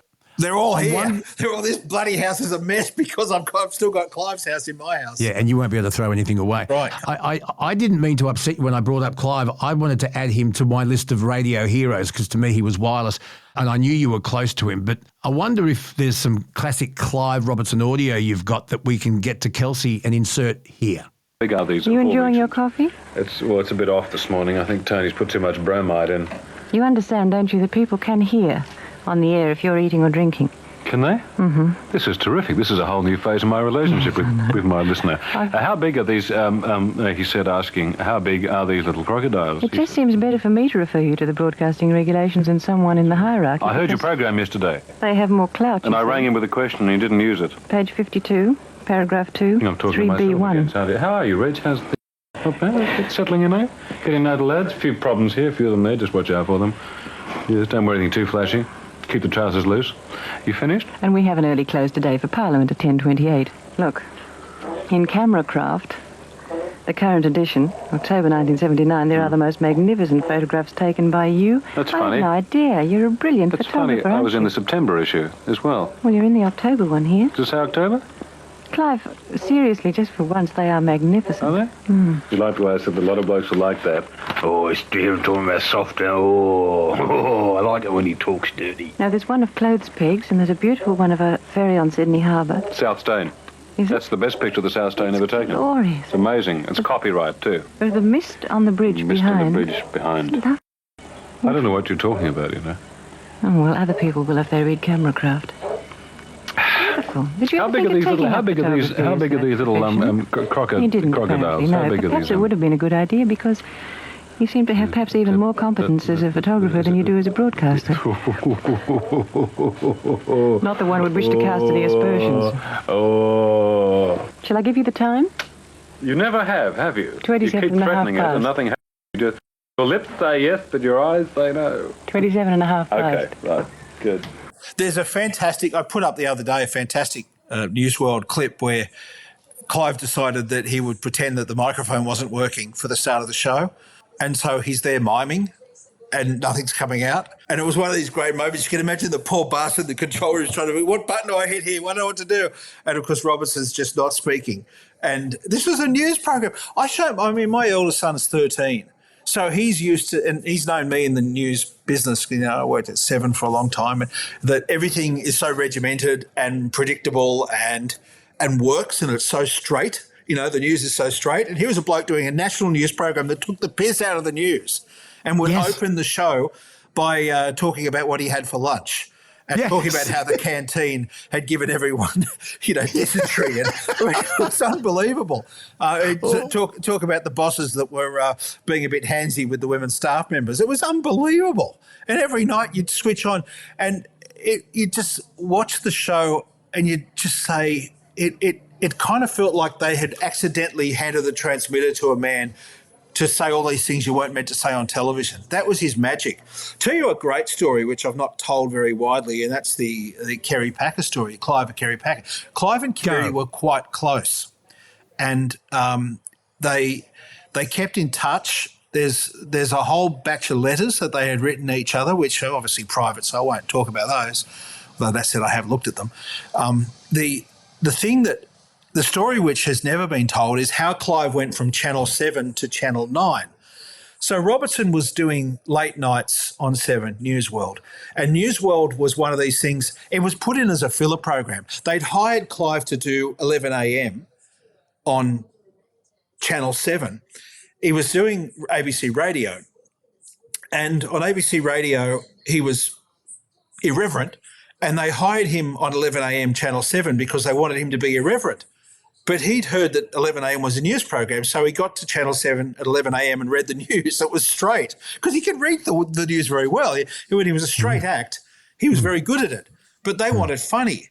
And then they got this most boring, stoic kind of bloke that was like James Dibble reading the news at 11 a.m. So Channel 7 in Sydney, so what are we going to do? We hired this bloke. We're paying him shitloads. I don't know, we'll put him on late nights and maybe he'll quit. So they put him on late nights, put him on a program. The show had a dreamt up name. It had absolutely no creativity to it. We'll call it News World. And they put him on there. And late night, he was so angry about being moved from the show he wanted to do 11 a.m. where he wanted to read the news properly. He put on late news and he thought, oh, bugger this. And he took the piss out of the joint. And, of course, the audience loved it. And it ended up at some stage, and some purists out there will probably correct me on this, but he ended up with an audience late night that was comparable to the sort of audience that, say, Brian Henderson was getting on Channel 9 at 6 o'clock. It was one of these things people would stay up late to watch. Channel 7 had a winner. Channel 7 was the shit station in Sydney. It had a winner at late night, and that meant a lot to its ratings. Kerry Packer's looking at this saying, what have we done here? How come? So they put Graham Kennedy on. Yes, and Robertson beat Graham Kennedy in Sydney, in Brisbane. He even beat him in Melbourne, and Kennedy's from Melbourne. So it was one of these things that became, we've got to do something, hire him. Packer was calling Robertson over and over, and you would know, Luke, from having this experience, Robertson doesn't return anyone's phone calls. There's a bit of a, I don't know how to put it, there was a bit of a kind of frightened of ringing people back thing. I don't know, that then went on with Clive. He was a bit like that. So he didn't get return any calls. He's getting, please call Kerry on a phone number, never Kerry Packer, please call Kerry, anything to try to get through to him, couldn't get through to him. So one night Clive's driving out of Channel 7 at Epping, and he sees a fairly flash Commodore pull in behind him flashing his lights, like 11 o'clock at night.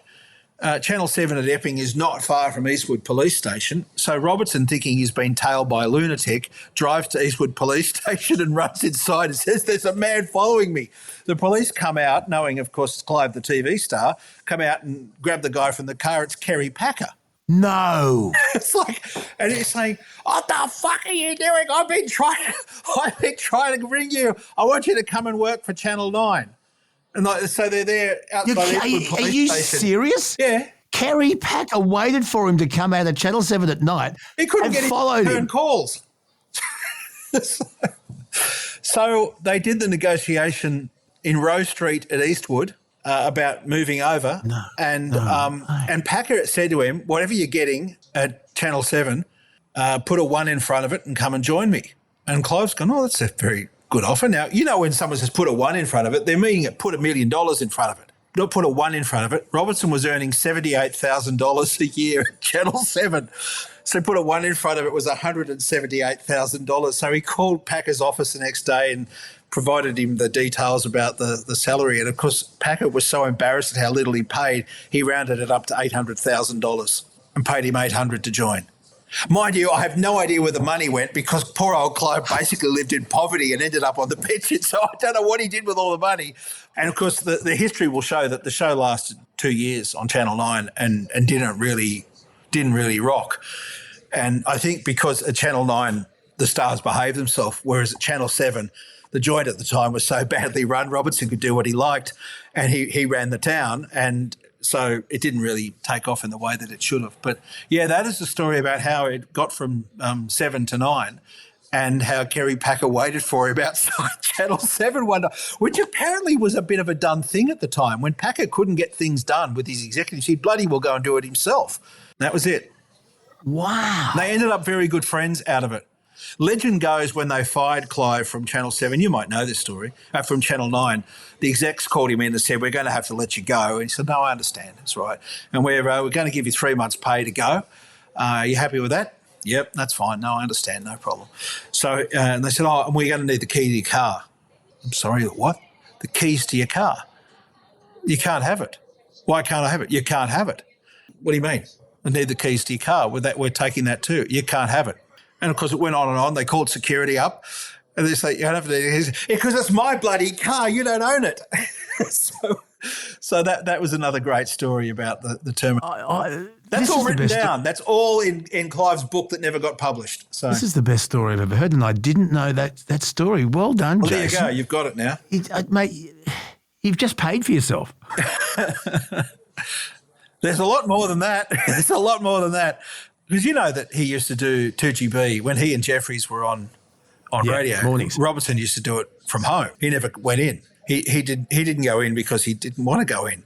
And he'd often be sitting at home in bed doing the morning show because he was working late nights on 7. So he was knocking off at 11 o'clock at night. Then he had to be up in the morning to do a 9 to midday show with Mike Jeffries in the studio and Clive at his home, which was probably at Eastwood or Epping or something then at the time.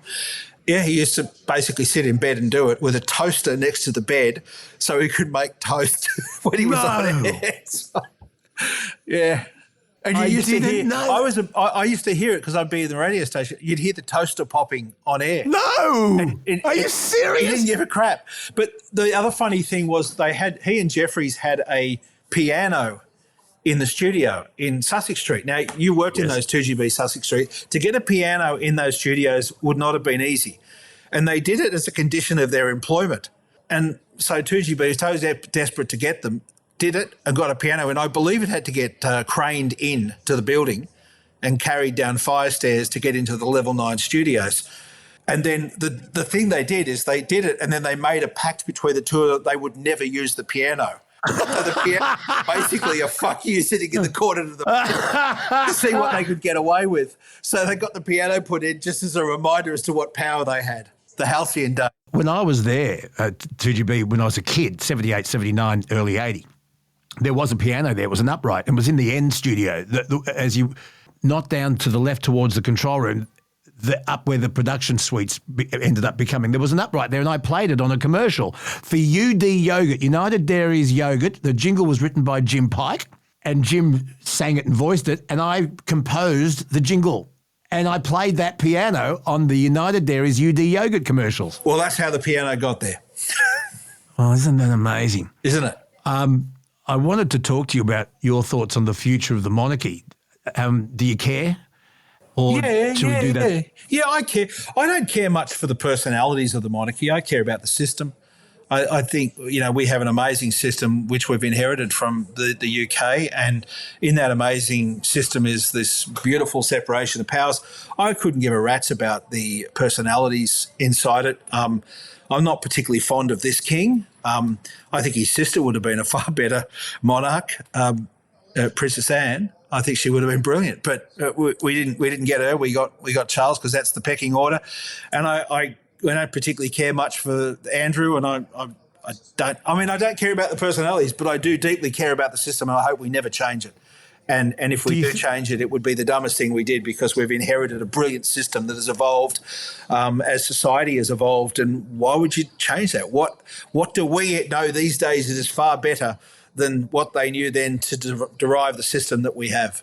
Do you think Andrew will go to jail? Do you think? I doubt it. I mean, okay, look, let's just look at this. I don't even know anything much about what's true or not because who does? But the woman who he's alleged to have done some of the things to, she's dead. She killed herself. Virginia Giuffre, yep. It appears to be consensual in the sense that there's nothing that's been said yet that says it wasn't, and she was over the age of consent. Like, so how do I put it? What are you charging him with? Being a deviant and a sicko? I mean, No, he could be subpoenaed to be a leading witness for the FBI, and he would be under oath.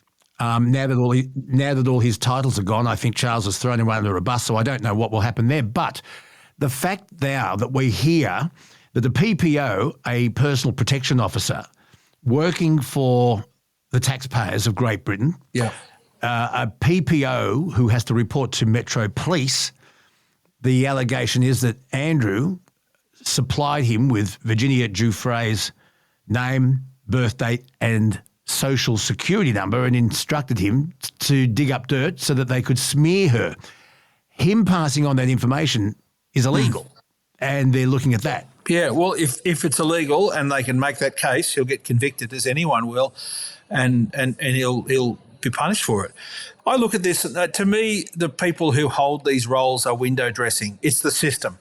And they are so irrelevant to Australia in the sense that that we have inherited this system. We don't rely on the judgment of King Charles, or for that matter, the judgment of Queen Elizabeth II to form the outcome of our government.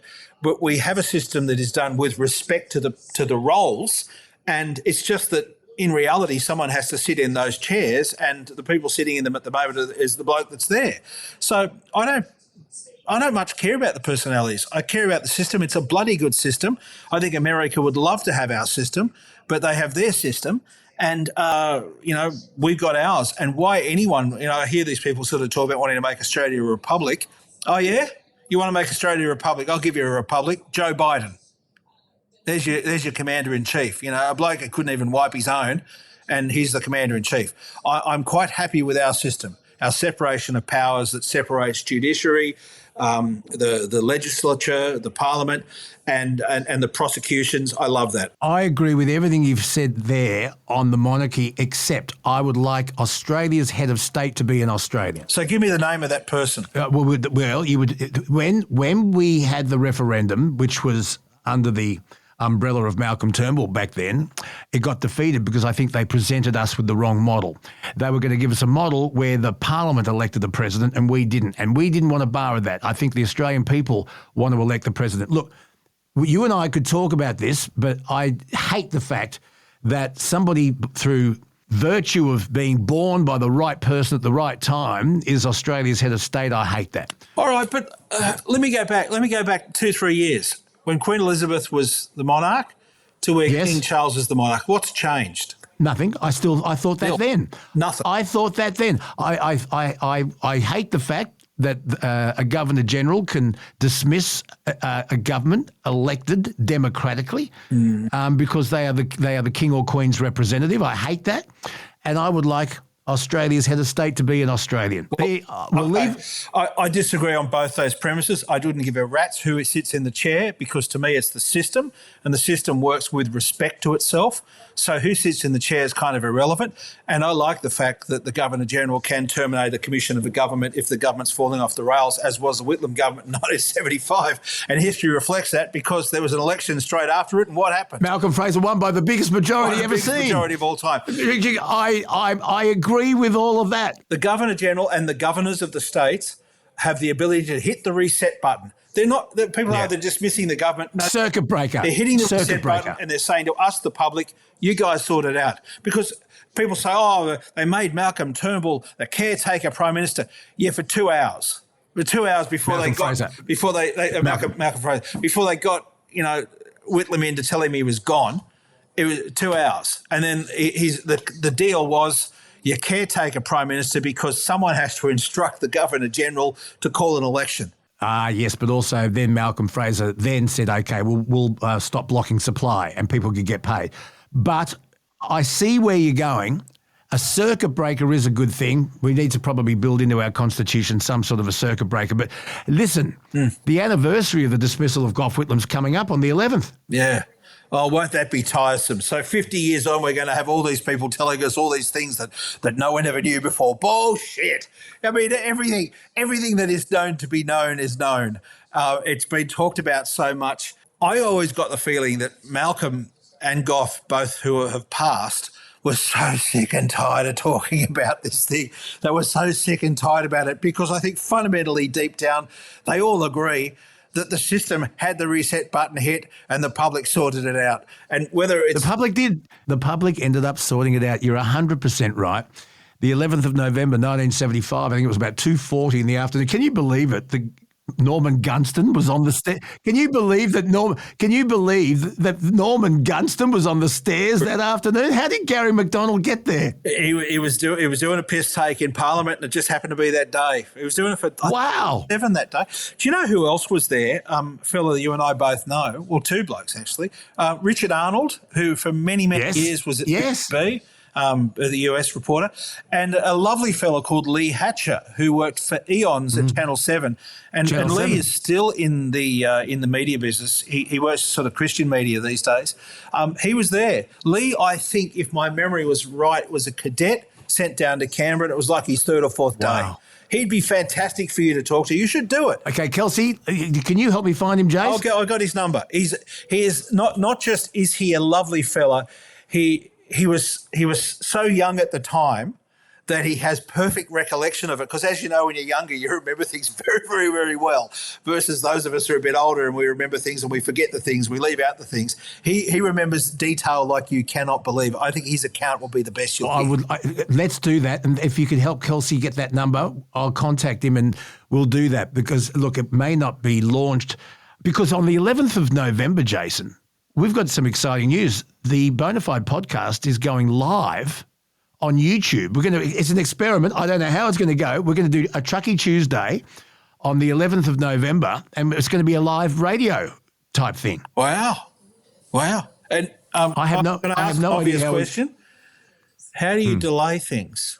Yeah, we have to put a delay in, but I've told Kelsey that, and there are phones. And anyway, look, it may not. What's today? The recording of this is the 5th. It may not happen by the 11th, but that's Kelsey's plan, and it should be very exciting. It'll be on YouTube. Just watch all our links, and we'll keep you up to date. Hey, listen, thank you so much for today.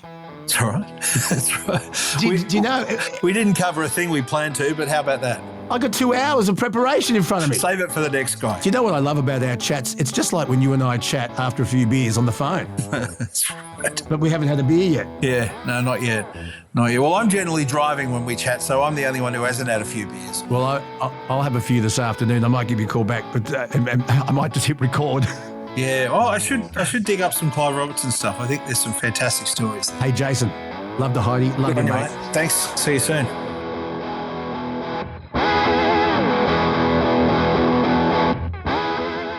So, thank you for joining us on what we think is episode 66. Hopefully you can join us live on Tuesday, the 11th of November for our first ever live broadcast. It could all go to shit. It will go to shit. When are we going to practice, or are we going to practice while we're live on air? I don't know. Well, we'll practice this weekend, but okay. It most likely is going Anyways, what time? Be an interesting adventure in technology. 6 p.m. Eastern Standard Daylight Saving Time, 6 p.m. Tuesday the 11th. Please join us, and if you want information, it's all there. Kelsey's got it up there. Yeah, as long as we've got at least like 2 people joining us, I feel like that's a success. We may not go for Can you imagine if it's just us? Can you imagine if it's just us on the live, like talking to each other? I know. Well, Adam said, the vice captain said he'll join us for a laugh. Okay, that's good. We're going to have Rod Hannafy. Jason. Yeah, it is a Truckee Tuesday. Jason Morrison might join us. Look, just join us and ring up. Yeah, you know what? Fuck it. We're going to do everything. Yeah, we're going to do it all. We could be there till midnight. Yeah, maybe. Well, it's on YouTube, is it? Yeah, it's on YouTube. So follow Luke on YouTube. Follow us on YouTube. And you'll get notified. Hey, listen, thank you very much. Episode 66. Well done, Millennial. Go back to bed. What's your thought of the day? You know what? They reckon that alcohol can ruin your memory. Geez, imagine what alcohol could do. Oh, my God. Goodbye. I'm going back to bed.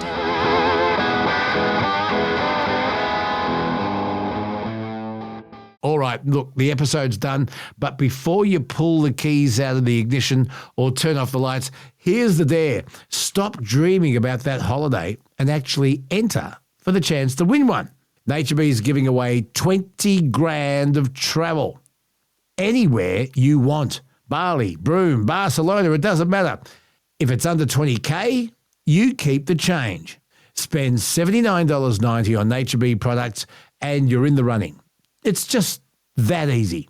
So go on, hit the link in the notes or head to naturebee.com, read the T's and C's, and let's see where you end up.